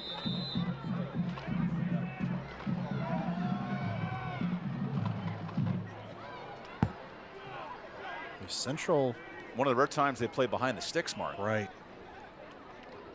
And now well behind them. But the last time we saw them do that, they were still able to come back. I believe it was about 2nd and 11. Still able to pick up a 1st down with a 4th down conversion that time. Halfway through this 3rd quarter. Here's Flo. Needs a block. Jukes. Flo is loose. And a flag. Hold on a second. There's a 1st down for now. It's going to come back for a hold. He goes for a gain of 14. However, there's another flag on the play. And with this holding, how about Hannah with more on Paxton Flo? Well, guys, we talked about how Paxton Flo can just do it all. A 4-year varsity player who played safety last year got called in to replace Austin Daly when he went out after replacing Ian Cash at quarterback, but a field general for this team. And Coach McIntosh also jokes around with him, calling him the All-American kid because he's the quarterback, one homecoming king, and can just do it all. So just a fun joke that they have to laugh about, guys. Thanks, Hannah. He's playing through some pain, too, right now. You see that collarbone starting to bother him. Starting to grab at it a little bit. And then immediately shrugs it off a little bit, gets right back there in the huddle trying to fire the guys up. Nothing the adrenaline of a league title push in the Mid-Piedmont Conference. How about a 3-0 Central team, down 1 to North. Flo tosses to Robertson. And only a couple, so 3rd and forever coming up. I don't know if a wing T team has a 3rd and 20 play in the book. Probably not. Now you're just trying to get out, possibly on the edge, and get something that would resemble an explosive play. It is worth mentioning they did have the long run in the 1st half by that man, Jesse Robertson, right there, number 0. That set them up with a 1st and goal opportunity. So it's not like they can't be explosive. It's just not an offense that has a lot in the playbook to manage a situation like this. And if we're being realistic, there's not a lot of offenses in general that have anything in the playbook for 3rd and 21. Is there a yardage marker you want here to go for it on 4th down? If you can get back inside the original marker, back inside the 40. Quarterback runs. Flo tosses and a catch, but only 3 yards. Good pursuit after the reception. That was Cohen Steed, the catch. Trying to see if they catch that defense of North sleeping. No, thank you. See the Black Knights shut that one down in a hurry. Get the completion, but immediately dragged down. What a nice play in space by Jace Woodard. How about the 5th catch of the year for the entire offense? Yeah. 5 receptions, and we're in week 9. You didn't have that one on my bingo card. Is Colt Fisher ready to receive? This is Cade Bays. Ooh, Bays in some trouble. And a nice kick. That takes a fantastic bounce to the 11. We'll take the timeout. 4 minutes left in this 3rd quarter. We got a tight one at Central Davidson.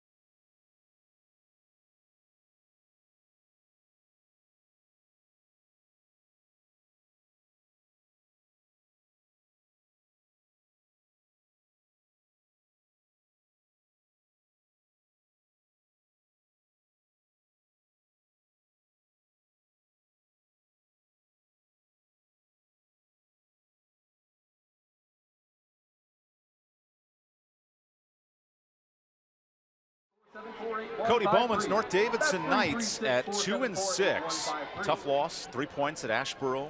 Shut out against top-ranked Oak Grove, but playing really good football tonight. They are.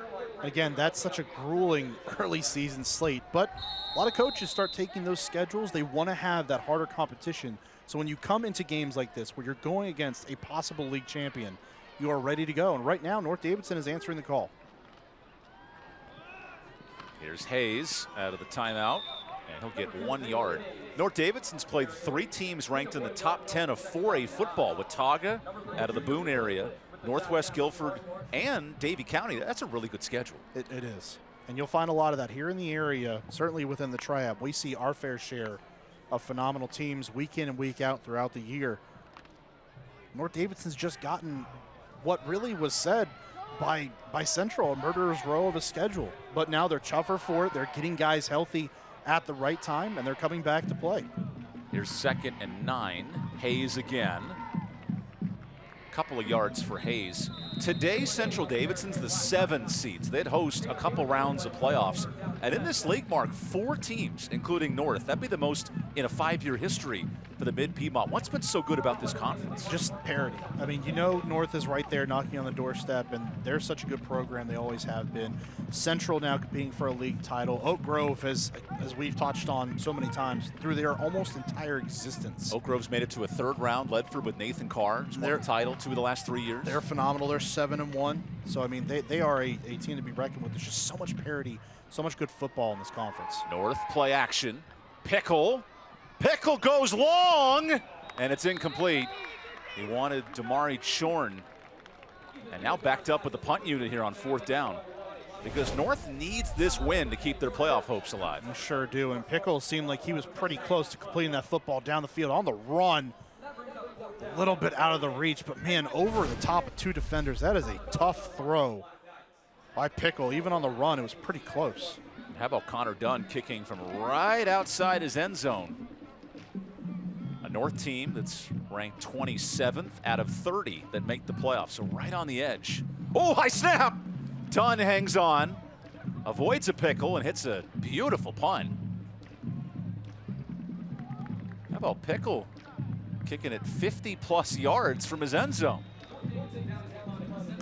Pardon me, Dunn kicked it, and he saves the day. I have Pickle in my mind. the whole night. Tonight's game is brought to you by Caring Hands. Caring Hands Home Health. Hands-on, compassionate care around the clock after a 49-yard punt. That's why it's good to have John, our statistician, right next to me to give me the numbers. Keeps us well informed. So where's the offense for Central Davidson? Where has it gone? A team averaging 9 yards a carry, and all they do is run. So the defense is always ready for it and still has not mattered through most of this season. Where has the offense gone tonight? Double wing T held in check on first down. It's Robertson. And that pile keeps turning, but just a yard, not much. Coming up in the fourth quarter, we'll have our Winston-Salem Fairgrounds Player of the Game. The Winston-Salem Fairgrounds, your one-stop source for entertainment in Winston-Salem.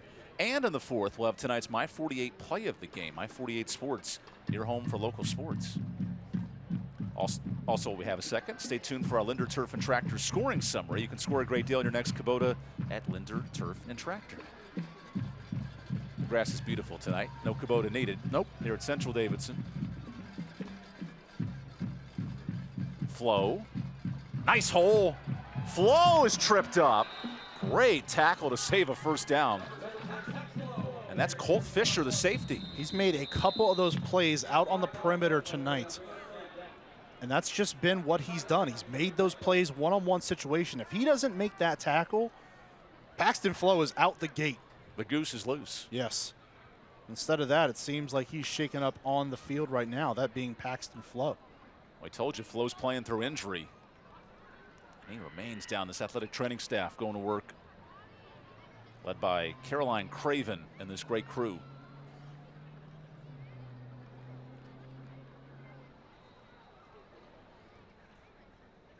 Look at the student assistants holding the water for North Davidson. It's a team effort here in the county.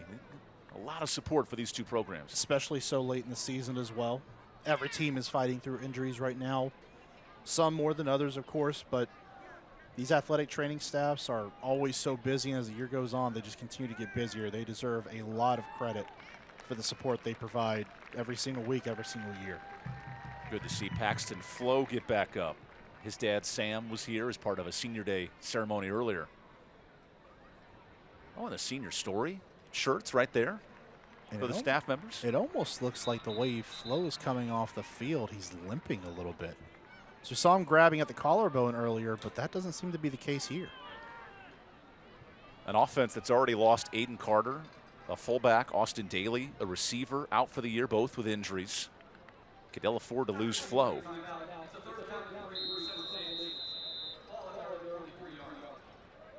At some point, Mark, there's got to be some urgency here if you're Central. That clock continues to tick. Well, that's what they do, and there's still an entire quarter left. So even as it ticks down here at the end of the third, they're running their offense, and they're staying on time and on schedule. Third down, little inside handoff, and that's stuffed.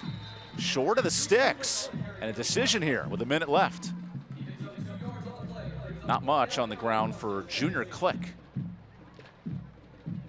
who also looks exhausted. Sure, a couple of the guys here tonight are very exhausted. You see Paxton Flo coming back in, spelling Click there. But for as much as we've talked about the defense taking those licks from the offensive front, the offense is the same way. That wear and tear is going to set in on you when you continue to take hits over and over again. How about this? 4th and 1, going for it from the 45. Roll the dice. Cash feeds Flo. Flo has it, first down. He'll get 5. How about the decision making here of Ian McIntosh trusting his offense? The entire defense for North Davidson was inside the box on that play. They were all right there at the line of scrimmage on your screen, and still they could not stop it. Great execution and great push up front by that offensive line. Central does not have to snap it here. And a team that's never been concerned with time will take their time to the fourth quarter. How about this? Playoff lives, league title on the line for North and Central. The Directional Bowl turns to the fourth when we come back for our Winston-Salem Fairgrounds Game of the Week.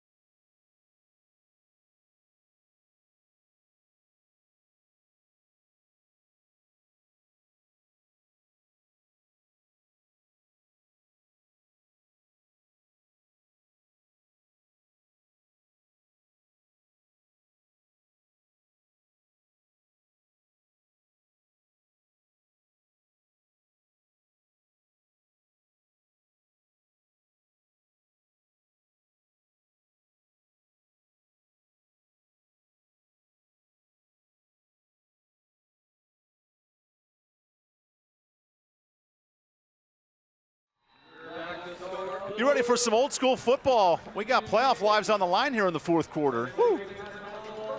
A ground and pound wing T offense that in this game has moved the ball for only 3 yards a carry, held in check.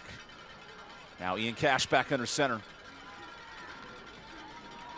The toss. Nice hole, Robertson. And he gets in deep into North territory. Well, there's the offense that we were kind of thinking we were going to see here tonight from Central, just getting down the field. Little sweep that time. Robertson takes it, follows his blockers, and gets a great gain on first down. Move the sticks again. The instinct to just follow his blockers out there, sees it expanding, cuts up the field. Good feel for the blockers, good feel for where the defense was, an excellent job. After the Riddle tractor first down, Robertson had that chipped helmet all night. He changes it here in the fourth quarter. I wonder if it finally broke. Robertson, who's 8th in the state in rushing yards, 1,200. Goes to work with some new gear, gets the football, new helmet, new perspective, and Robertson drags a man for 8 yards. Same result. Wash, rinse, repeat. That time, back-to-back carries for Robertson, gets in there. And he has a third helmet on 3 different plays. What is going on here? Helmet roulette. So our former sideline reporter, Rebecca Russell, her husband's a NASCAR pit crew member. Like, this crew here is going to work, getting these helmets in and out. Congratulations to Rebecca, by the way, yeah. for the baby boy this week. Yes. Joining the My48 family. With Mark Covert, I'm Evan Budrovich, our director, Drew, in the trailer doing the hard work. Back on the ground. And that's enough for a first down. Flo pushes forward.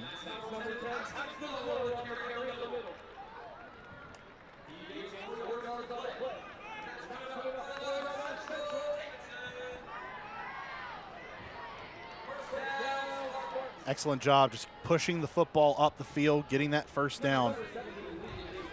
And finally in the fourth quarter, now this offense stymied for the third, much of the second, finally getting back out there. Not just moving the football, but picking up chunks of yards and first downs. Robertson gets a block. Third time's the charm with the helmet, and he gets spun down after a short gain. I haven't seen 3 helmets on one drive before. How about 3 helmets on 3 straight plays? Now, if it's Lou Holtz back on ESPN Game Day, put up the helmet stickers, that's one thing. But in the middle of a game, different story. Every fiber of my being just is stopping me from doing a Lou Holtz impression right now. No, it's incredible. But you got a guy who's, just trying to get around the edge, make a play. Robertson, the leading rusher on this team, he's got to have an impact here in the fourth quarter. Here's play 47 for Central. Misdirection of Flo, and he turns the pile to the 21. 200 yards rushing now for Central. Paxton Flo had played quarterback the last 5 weeks. He's finding success here on the ground tonight, Mark. He's getting there. That misdirection again. Watch here initially, Robertson to Flo. Adds another wrinkle. Just a little bit of difference right there. Sets the defense up, thinking it goes to one ball carrier, instantly back in the hands of another. Gage Pitt on the tackle, right outside the Cook Reynolds red zone. Cash. Feeling money. Finds Flo. Cuts back. Flo gets 5, and he'll move the chains. I gotta tell you, I'm really impressed by Paxton Flo and the way he just kind of feels his way through a defense. It's not this straight line speed that's bursting through, but he's just feeling where the blockers are. And he's navigating through that traffic, just continuing to move down the field, almost like he's crab walking at times. It's not like he's running, it's just crab walking down the field, following and feeling where his blockers are and picking up yards. This is slow and deliberate running, yes. No doubt. Now in the Cook Reynolds red zone. 5 yards of carry in this fourth quarter. Robertson just burrows forward, and he turned nothing into 4 yards. I mean, his level of gravity to hold up above the ground's impressive, and he turns that into 4 yards. Yeah. It's an offense, again, we talk about the running ability, but it's not your traditional running. It's not, well, he just breaks the offensive line, turns the shoulders upfield, and then gets down the field with a straight line speed. It's not the same thing.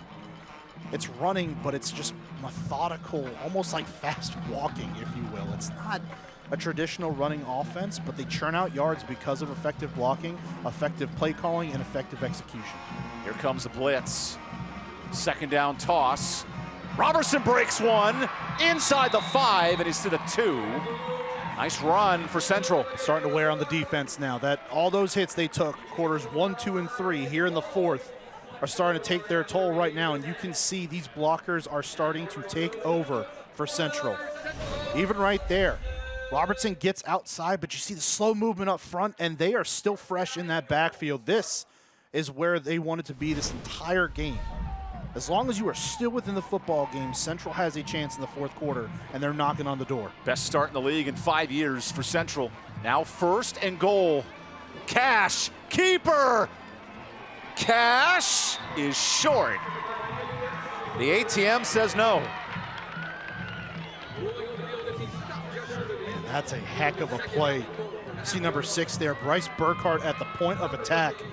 Looked like he was the only man standing between Ian Cash and 6. From one former quarterback to another, Jake Smith, the OC, calling this one. It's right here, sticking in the middle of it. His line's right there behind him, but that's Burkhart. What does Cash have dialed up? 6 minutes to go. 2nd and goal. Cash keeps. Oh, that's stuffed. I don't think he got there. Cash is short. And they'll do it again. Wow, what a stand by this defensive line.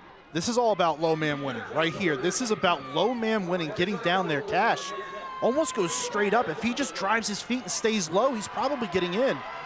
But that time he gets stuffed. North Davidson not backing down here at the 1-inch line. Credit Zach Knott, that sophomore D tackle. He's on all 4s. 3rd time's the charm. Paxton Flo's got to be the guy here. 3rd and goal. Cash feeds Flo. Touchdown. First lead for Central Davidson in the 2nd half. That's a hard-earned touchdown run.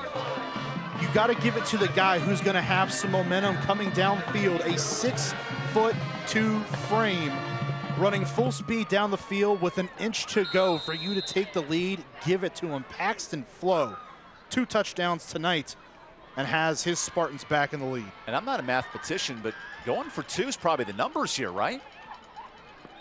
And a timeout. Central will think it over. Well, you just ran it 3 times. We'll take a timeout and come back for this extra point. 5:49 left. We got a tight one. So, Mark, what's the game plan here? Do you go for 2 or go for 1? Well, I think, again, Evan, you noted it, math-wise, it makes sense to go down here and at least go for 2. Because you're still pushing it then up to a full touchdown. And as we've seen numerous times here at the high school level, extra points are not a gimme by any stretch of the imagination. You get 2 here, you put a lot more pressure on that north sideline because you got the full touchdown and then the complimentary points afterwards. And you go for 2 and you build yourself a nice cushion after a 15-play, 8.5-minute drive. A master class in the double wing T in the year 2024. In the day and age where everyone likes 10-second clips on TikTok, this is not the place to be. It is not. It's more like the 3-hour podcast with Joe Rogan. Well, that drive had everything. Running, helmet swaps. What a huge stop this could be for Drew Mabe and this defense that had been on the field for 30 minutes. 3 yards here. You got to challenge your offensive line to go after that defensive front of North and get some push up front. This is old school smash mouth football. 2-point play. Cash stretches. Robertson's in. 1-score game.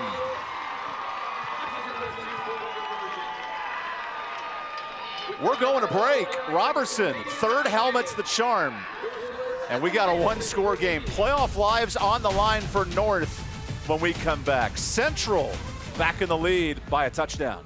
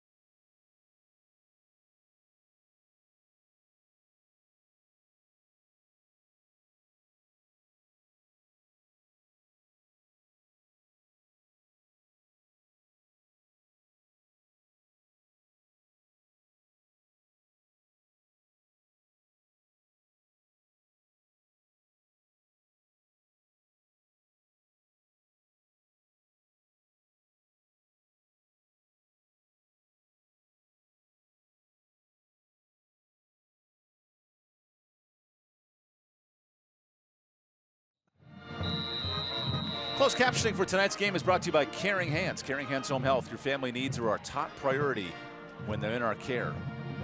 And now a 15-play, 8-minute drive. Central back in front as they're a win away from battling Oak Grove next week for a league title. Just unbelievable drive. Late in the game, gotta go after it, take that time right off the clock. Half the quarter's now gone because of it.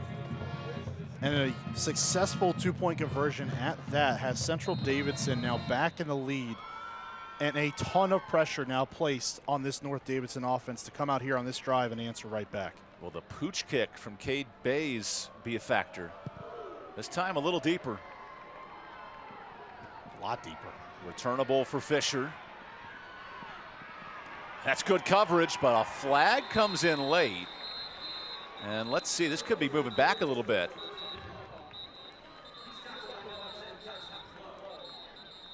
And of course, it's Paxton Flo on the stop. Mr. All Everything.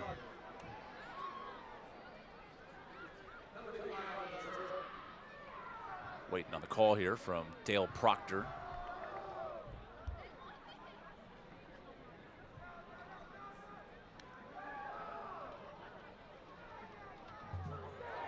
Okay, so this drive becomes even longer for North Davidson,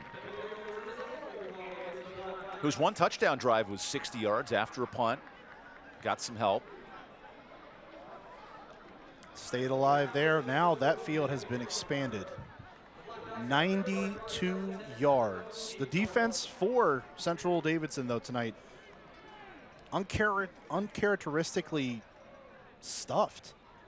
That pass rush that we knew coming into this game was going to be so ferocious. I knew those 7-syllable words would throw you off a little bit more.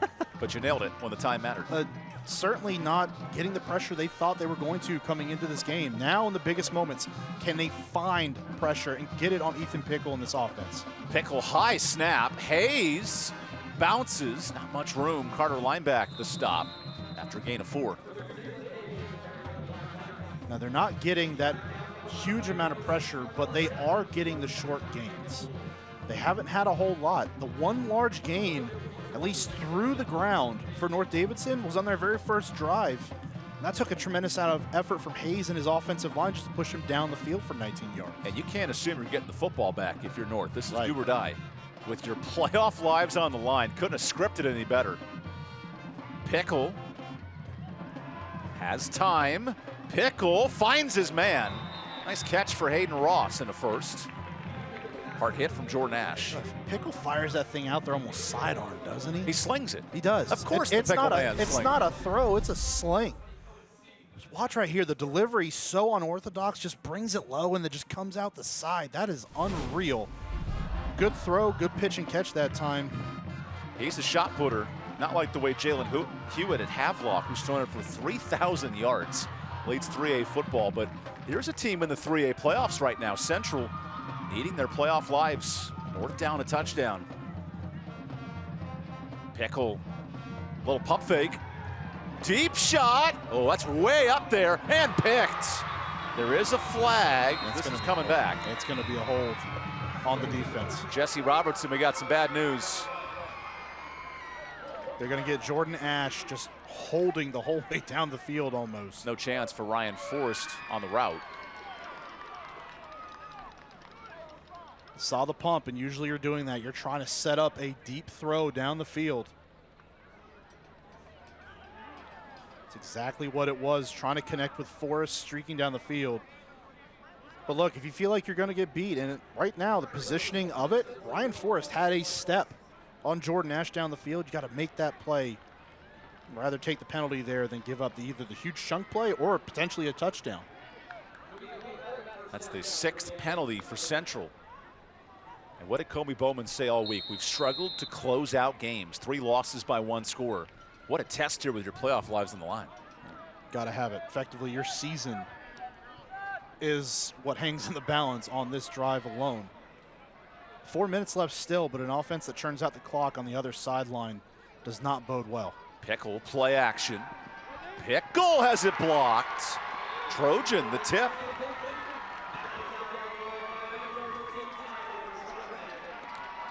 What a play. Get those big mitts up there. If you're not going to get back to the quarterback, next rule in the book, get your hands up in the air as a defensive lineman. Look at that. Especially with a side armor like that. Exactly. 6'3" is Tyler Trogdon. So he gets those mitts in the air, stretches them out. Able to knock that pass down. Excellent job on the edge. Looks like a young Evan Budrovich back in the day. Here's 2nd and 10. Pickle goes short. Hayes jukes. Hayes breaks one and is slammed out of bounds. Good tackle by linebacker. A really good pickup by Hayes. Makes one move, gets the sticks, moves them down the field, very close to that first down. They're going to move them. Side delivery, just get it out. You want your running back one-on-one on the edge. But Jordan Nash makes him pay, makes him miss, and gets the first down. That's a Riddle tractor first down, making tall grass short. Huge drive for the young Ethan Pickle, first-year starter. He was an all-conference wide receiver a year ago. Here's first down. Pickle using that speed. Pickle finds his tight end. And Ross, a big chunk of yards to the 50. Easily his favorite target here tonight has been Hayden Ross. Had the big catch at the end of the first half to set them up for a touchdown. Now a couple catches on this drive to move this football down the field.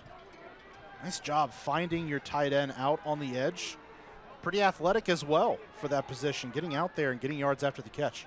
North Davidson half the yardage on this drive, 42 in, they have 50 to go. And then the thought, do you go for 2 here on the road?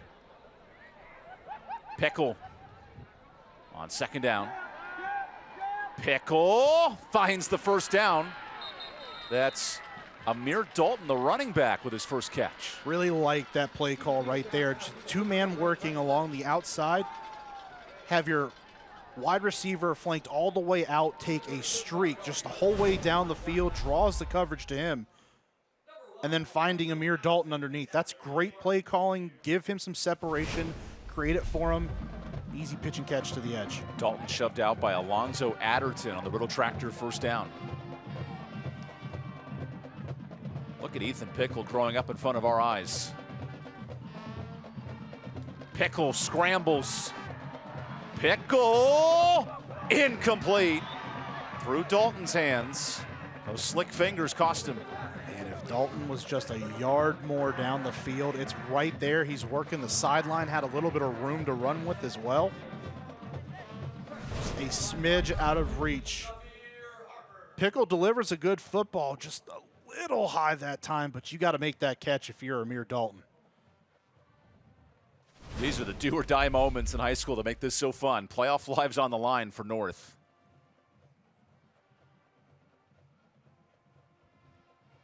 Cody Bowman challenges team. We got to be hard-nosed. We need to be gritty. This is a huge test against first-ranked Central Davidson in the Mid-Piedmont. Pickle. Time. Pickle. Way incomplete. Had a wide-open Ben Lehman. And uncharacteristic from what we've seen here tonight as well. All the time in the world. I mean, all the time. His offensive line gives him near a quarter to work with back there, just sitting and waiting and waiting. I mean, you get the chance that pressure finally comes through. Lehman was wide open, and he doesn't deliver on the throw. And those are the growing pains coming from that quarterback spot. You make the tough throws, that's great, but can you make all the easy ones and give your guys a chance to make a play? Basically the season on the line here for Pickle. 3rd and 10, high snap. Pressure, great coverage. Adderton knocks it away, and no flag. Strapped to his hip. What a play, Adderton right there to break up that pass. Excellent job working on Dalton, I believe. Can't ask for better coverage than that. Textbook, just riding the hip of the receiver. Get a hand on the football, and now 4th and 10. Effectively, the season on the line on this play for 10 yards for North Davidson. Cody Bowman noted Ethan Pickle is reading defenses better than ever. Now he's got an exam. 4th and the ball game. Pickle. Here's a blitz. Pickle. Fires. Completes. First down, Lehman. He got out of a pickle and saves the day. Can you believe that pass by Ethan Pickle? Defense bearing down on you. Three-man rush gets home. And you've got to make a throw to save your season. And he delivers on the dot. How about that? Straight down to Lehman. And Lehman takes a lick at the end of that play and holds on to the football as well. What a job. Because Flo rocked him. Yes. You're right. Unreal play from your quarterback and your wide receiver in that spot. North Davidson takes a timeout for good reason. We'll take it as well. Are you not entertained? One score game, season on the line when we come back.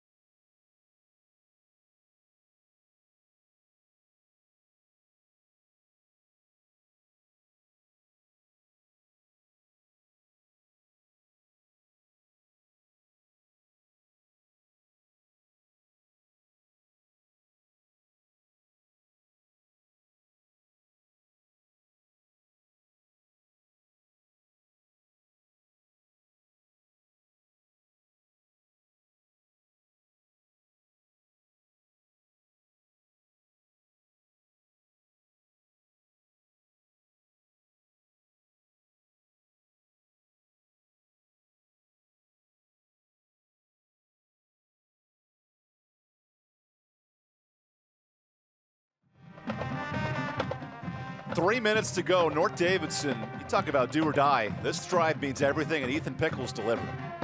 You can't give me a better script than what we saw in that last play. Pass rush gets through with only 3 guys. Season on the line, 4th and 10. You got to make a throw, and Ethan Pickle delivers his best moment of the night so far on that last throw. Just rolls out to the left, makes a absolute beauty of a pass down the field to Lehman, who hangs on to the football after a big hit. Pickle, 10 of 21, saving his best for last. Here's first down.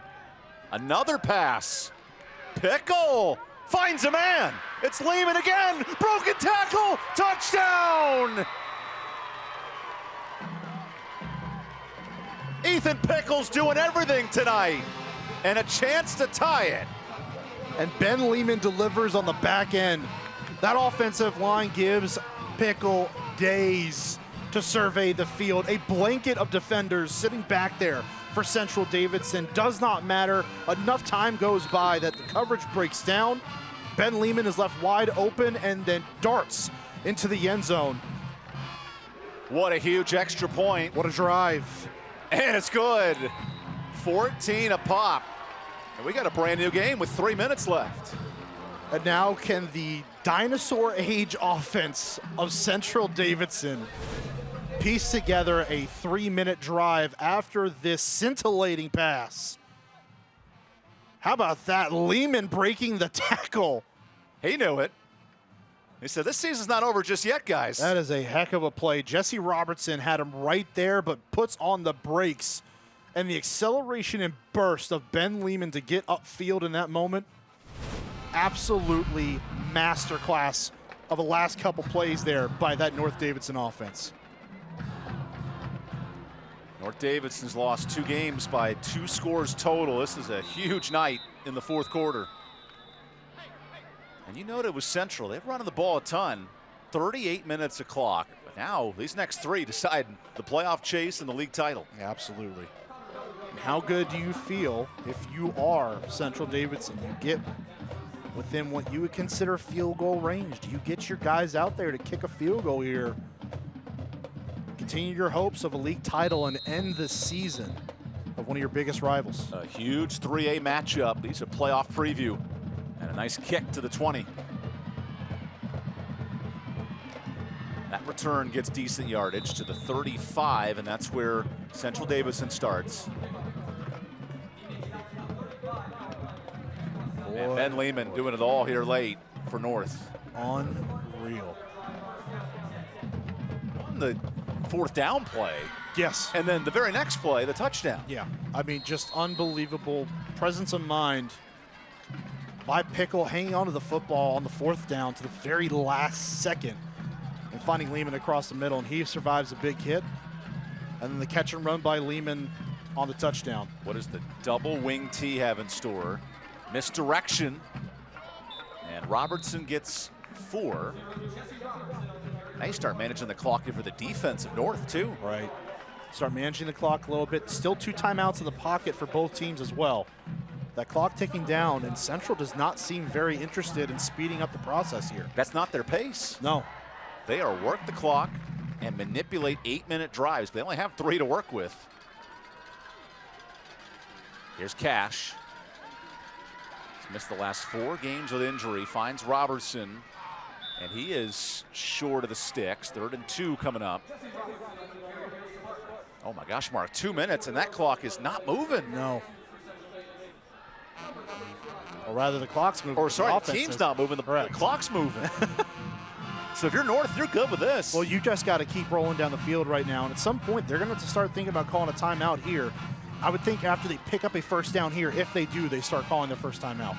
Here's Cash on 3rd down. Cash. And there's the first. Out to the 50. So Flo moves the chains. Right now, they're content with it.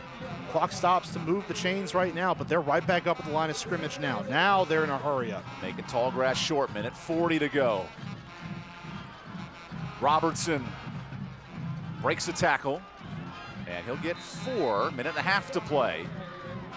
You do have 2 timeouts if you're Central. Man, they are letting that clock bleed. And you need probably 20 yards to kick it. Yeah, I mean, realistically.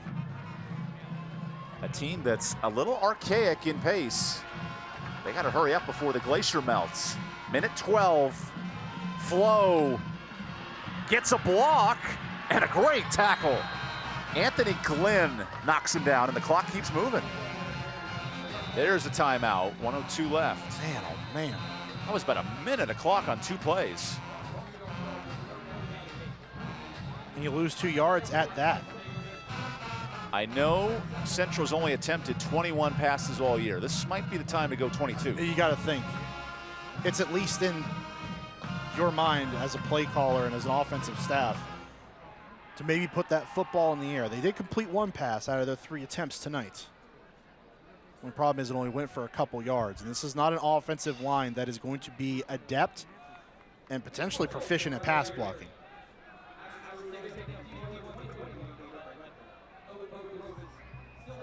It's just such an unusual offense, even for us to try to call. I mean, we can go into weeks and think, okay, you know, they can get into field goal range here because they've got weapons on the outside, or they've got a running back who can really work the middle of the field. That's not the case here. It's a running offense almost exclusively.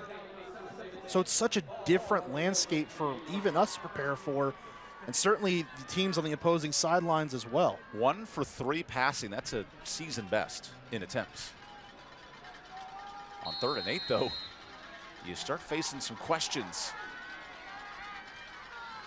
Offense in the same formation as it always has been. Ian Cash playing with a bad thumb this week, but back. Goes to Flo inside Robertson, and a flag. Hold on. Is this a holding here? Which I'm denying. Oh no, a shot block. Right, you got to deny this penalty if you're North. I mean, you got to think, because that clock is just going to continue to run then at that point. You deny it, you call the penalty, and then you get the ball back with, I don't know, 50 seconds.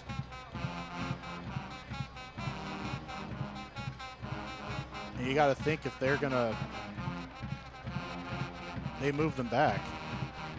Okay, they are going to take the penalty. Interesting. I guess the theory being you get them farther out of field goal range, but now it's 3rd down as opposed to 4th. And maybe you're trying to play that field position game right now, where you trade about 5 seconds for 15 yards with the field possession, because right now, that's huge.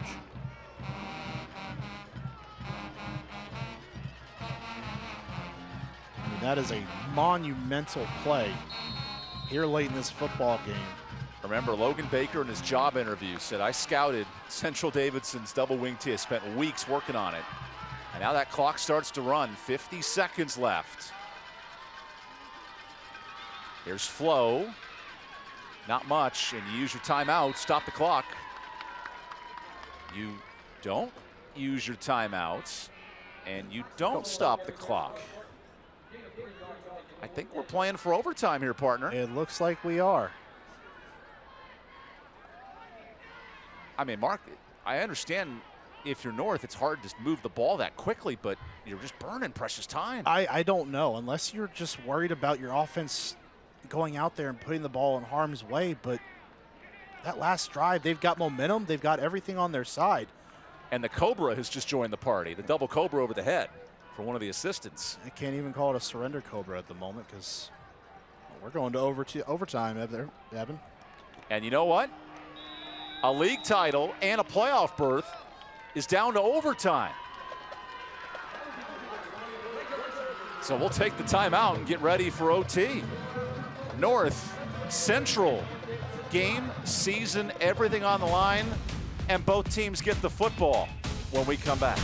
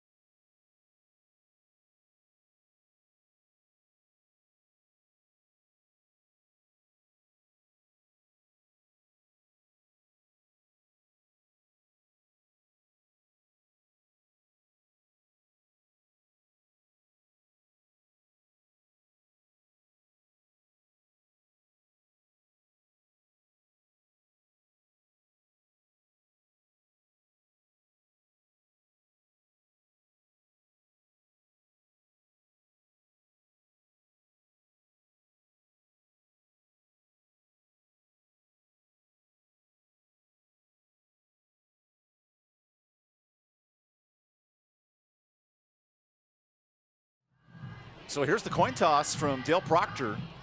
Okay, Mark, as a coach, do you want the ball first or do you want to play defense? I want to play defense. I want to know exactly what I'm going into. So it looks like Central declined it. So North would get the ball first.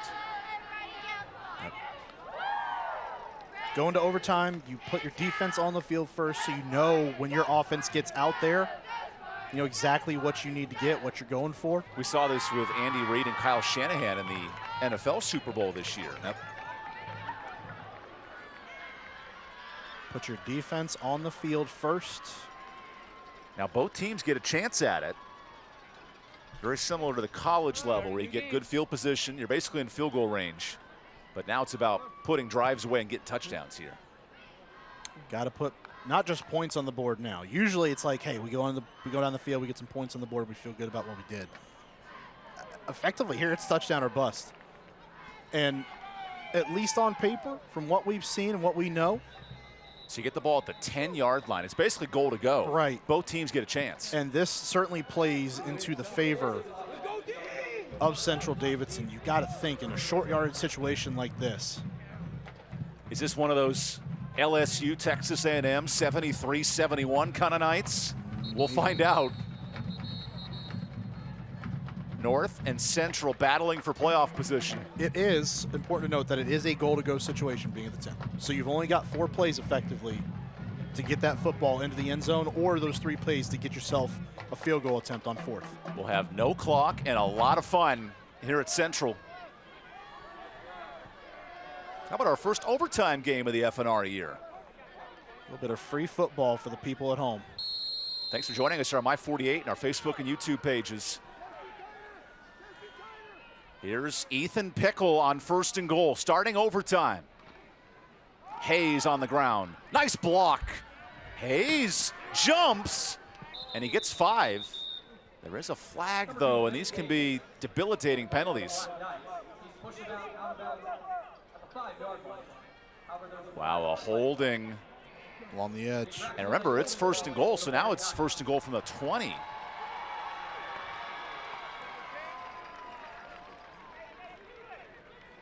Nate McCartney was slower to get up at the back end of that play as well. A rare penalty, but a costly one for North. This changes the whole playbook on 1st and 20. It sure does. And now, again, there's no clock, so you can still run the football here on 1st down. It doesn't change the mindset of what you do, but it does shrink the playbook down a little bit, backing it up 10 whole yards. Pickle needs the end zone on 1st and goal. Pickle. Hayes. Nice move. Hayes gets the penalty yardage back. 2nd and goal. I like that play call a lot. Essentially, you're just extending a run there, right? You get it out to your running back out in space, and that way he's got room to work with. Those one-on-one situations, good play call by North Davidson there on their 1st down attempt again. Zaylen Hayes, the younger brother of 3-time all-conference running back Xavier Hayes. And that next generation playing well in this 2nd half. North Davidson needs a win to keep their playoff hopes alive here in 3A football. The 2nd highest division in the state. Oh, and movement! That's 5 big ones. Self-inflicted wounds here, Mark. 2 penalties now on this drive. You get almost all that penalty yardage back on the last play. The swing pass to Hayes, and now you move back again. Do you play for field goal position or a touchdown here if you're North? Still got to think touchdown. Going against that offense, they're going to get the ball at the 10-yard line. It plays right into their hands. You've got to score a touchdown here if you are the Black Knights. Pickle after the penalty. 2nd and goal. Another penalty. Right there in the slot, it was Lehman. That's 5 more. 3 penalties on this drive. And only 3 penalties all night. Wow. It's so close. North is just self-destructing here seemingly in overtime right now. You see Cody Bowman, they're running the same play here on 2nd and basically 23. Talk about a poor start with penalties. Pickle. This time, no penalty. Pickle goes short. Nice catch. Shorn inside the 10. And another flag. Thinking this is going to be on the defense. A little bit of pass interference potentially. Well, hold on, let's see. I don't know. That offense is coming back. There was a lot of attention around Shorn on that play. This might be in the holding department.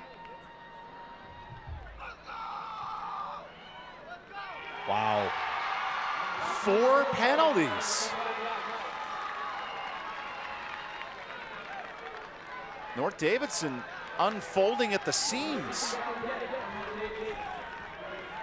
I mean, this is unreal. We were at the 10-yard line, Evan.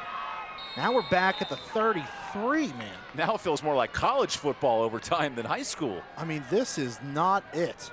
2nd and 30 plus.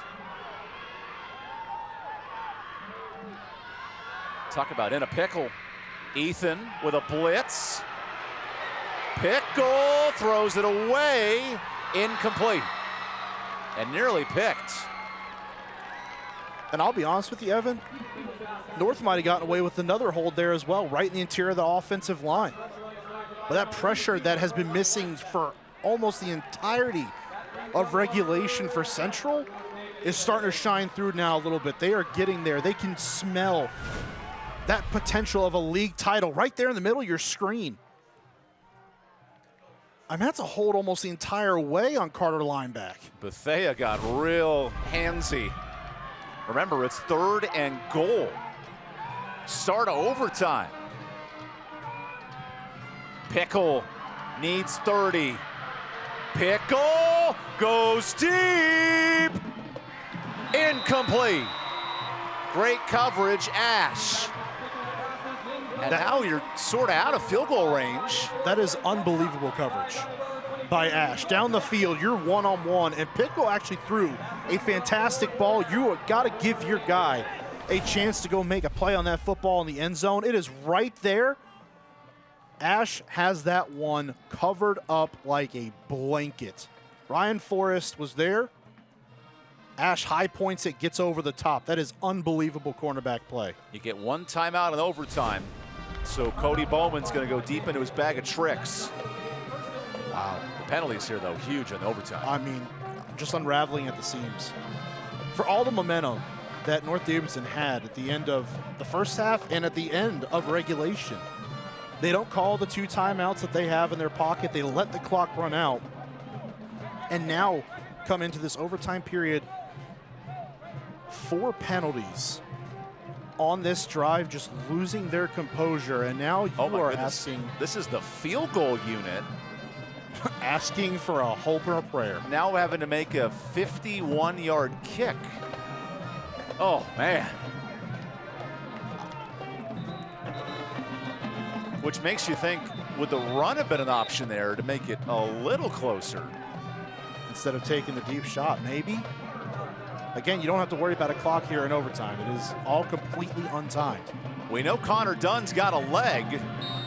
Let's see how much juice he's got. Dunn from 50. Timeout.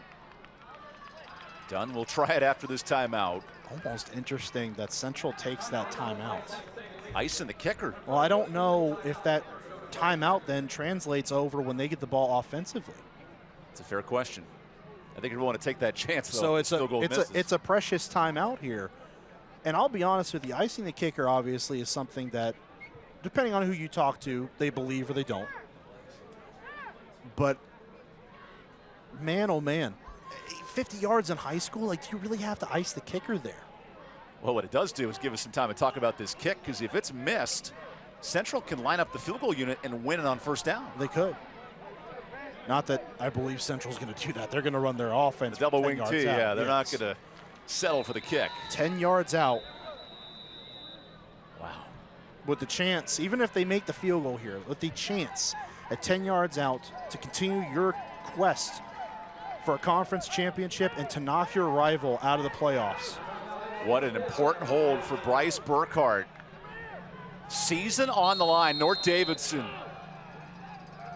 A 51-yard kick.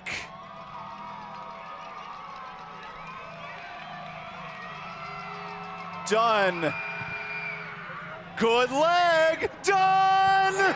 No, he's short. Wow. Just missed it.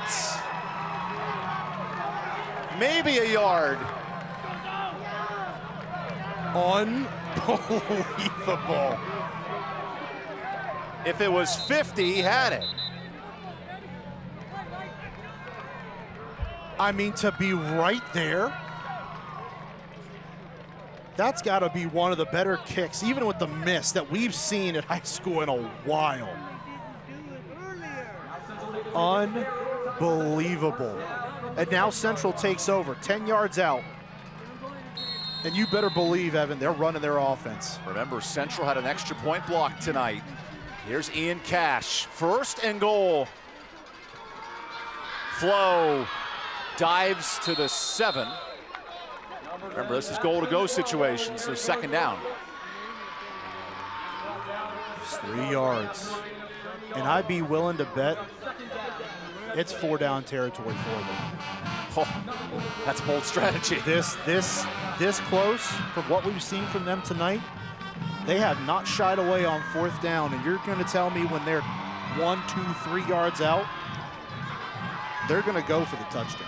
How about the ball game and a chance at a league title? Cash on 2nd and the game. Flo follows blockers to the 5. 2 plays, 5 more yards to go. Officially at the 4.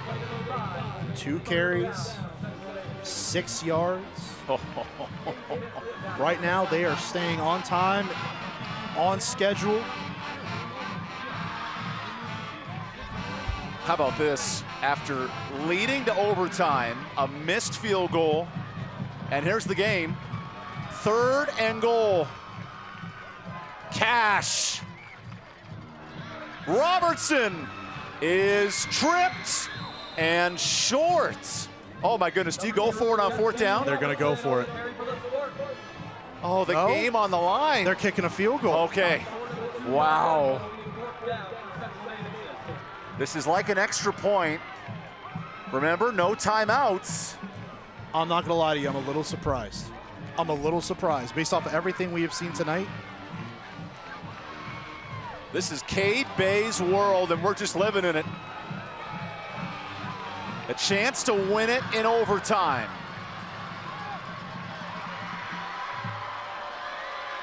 Cade Bay's from 20 and a timeout. No, wait, we got a whistle, we got a whistle. Okay, a penalty on the defense. Does this change your mind at all? You got to leave your field goal team out there. He just nailed it the first time. You've got to leave your field goal team out there. And he nailed it. Now they need a new football. They're saying, we need a football, we need a football. Okay, they found the original football. Central Davidson has not been 4-0 in the league in quite some time. And it comes down to this kick. A little closer after the penalty.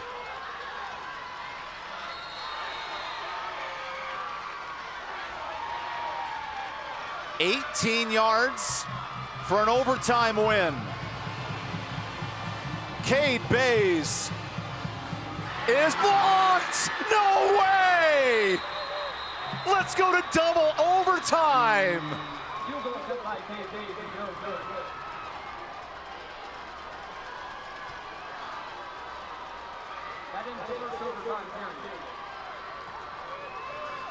Okay, we got some more football.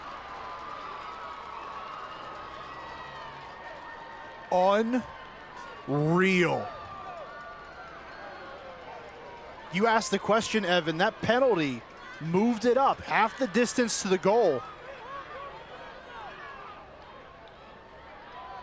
So we got more overtime. Oh my goodness, and now Central goes first. How about that? The jump off the edge. The gunner. I think it's 21. Blackjack. That's Colby Williams. Double down on 21 in Vegas. Bad philosophy in life, great philosophy in football. That is incredible. How about this? Now they flip, and Central goes first. Oh, buddy. Double OT. Cash's turn again. 1st and goal. Robertson gets outside and goes nowhere. Hayden Ross the stop, and momentum is flipped. Man, I can't believe this right now. North Davidson had no life at that point. They made the first field goal, yeah, not for the penalty. Yeah. This Just game nothing could be there. over. Wow. Man, North Davidson playing for their playoff lives. And the game, the ball at the 1 or the 2 yard line after that penalty. Instead, it's double OT, and the ball boys are jumping. Here's Cash. Misdirection. Flo gets half the yardage. 3rd and goal from the 6. Kind of looked like Flo may have had a cutback laying off the left side initially. Just continues to have his eyes forward. Doubling down on getting to the middle of the field there. The resolve of North Davidson tonight, hanging around. Down a touchdown late, 4th down conversion, block a field goal. And here's Central with a chance. 3rd and goal from the 7.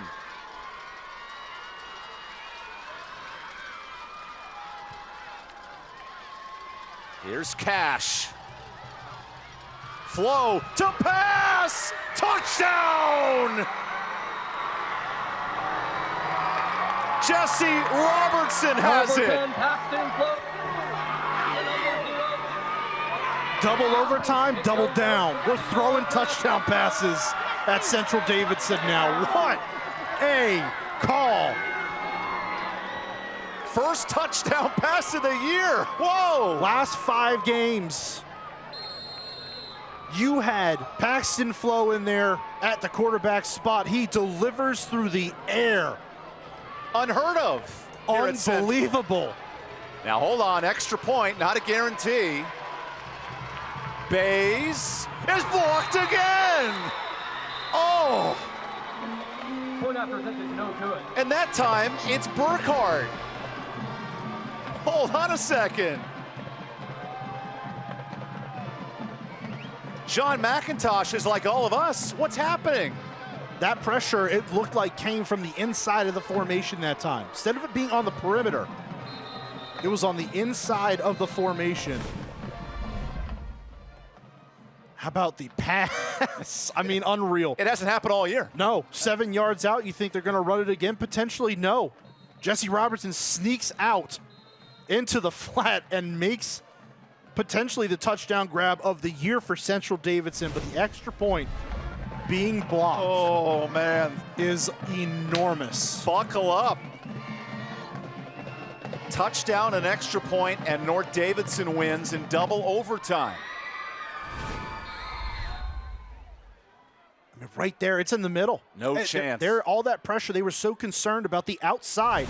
After the last field goal being blocked, they didn't contain the inside. It's Pickle's turn. Pickle throws. Nice catch! Touchdown! Damari Chorn ties it. Even Pickle's pass is complete to Damari Chorn. Goes 10 yards for a North Davidson touchdown. Season on the line twice. And the Pickle man delivers. Okay, game on the line right here, Mark. Game on the line, season on the line if you're North. Connor Dunn, who missed from 51, now needs an extra point. Playoffs on the line. Dunn delivers. Game winner. Point after attempt is good. Final score, North Davidson 21-21.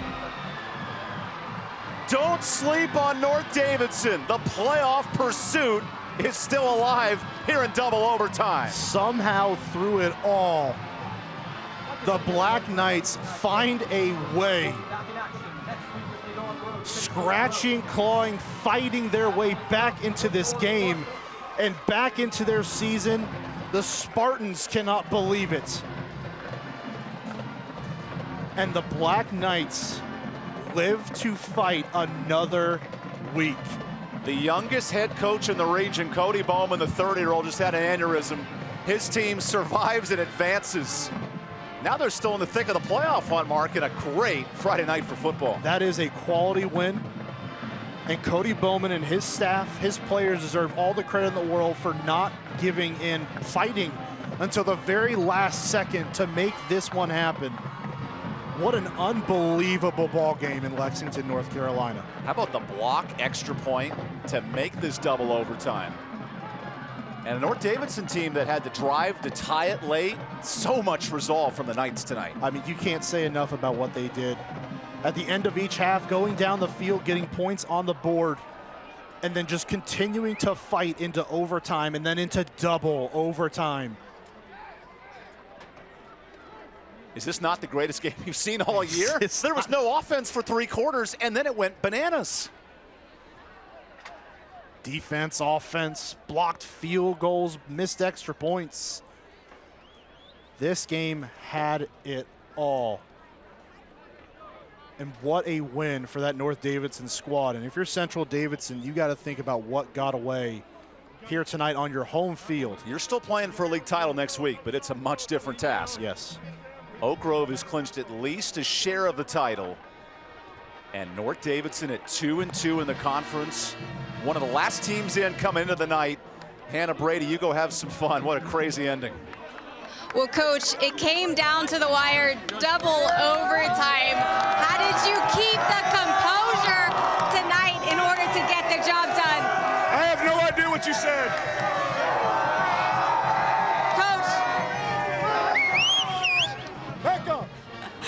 Coach, obviously a lot of excitement. It was down to the wire, double overtime.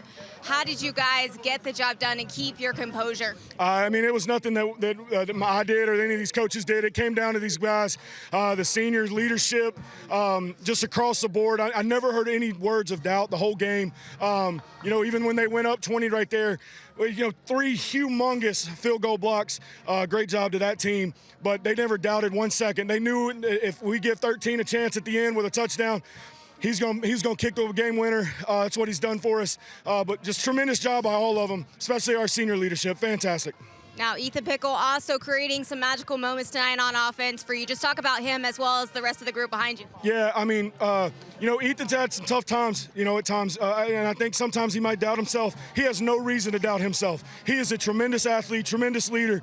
The guys behind him love him. They trust him, and these boys ride and die for each other.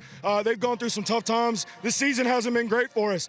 But it's times like this when we can build for the future and continue down the road and propel ourselves into the playoffs. Now, playoff contention still alive. How does this set the tone as you end conference play and head into postseason play, Coach? Yeah, we got another one next week against Ledford. They're always going to be a tough opponent. They're a big rivalry of us. But I feel like these guys are primed and ready to go. They believe in one another. They believe in themselves. They understand the mission that we're on, and I think they're ready to go. Well, we're going to present you with your trophy for being tonight's Friday Night Rivals game winners. Congratulations! Enjoy the win!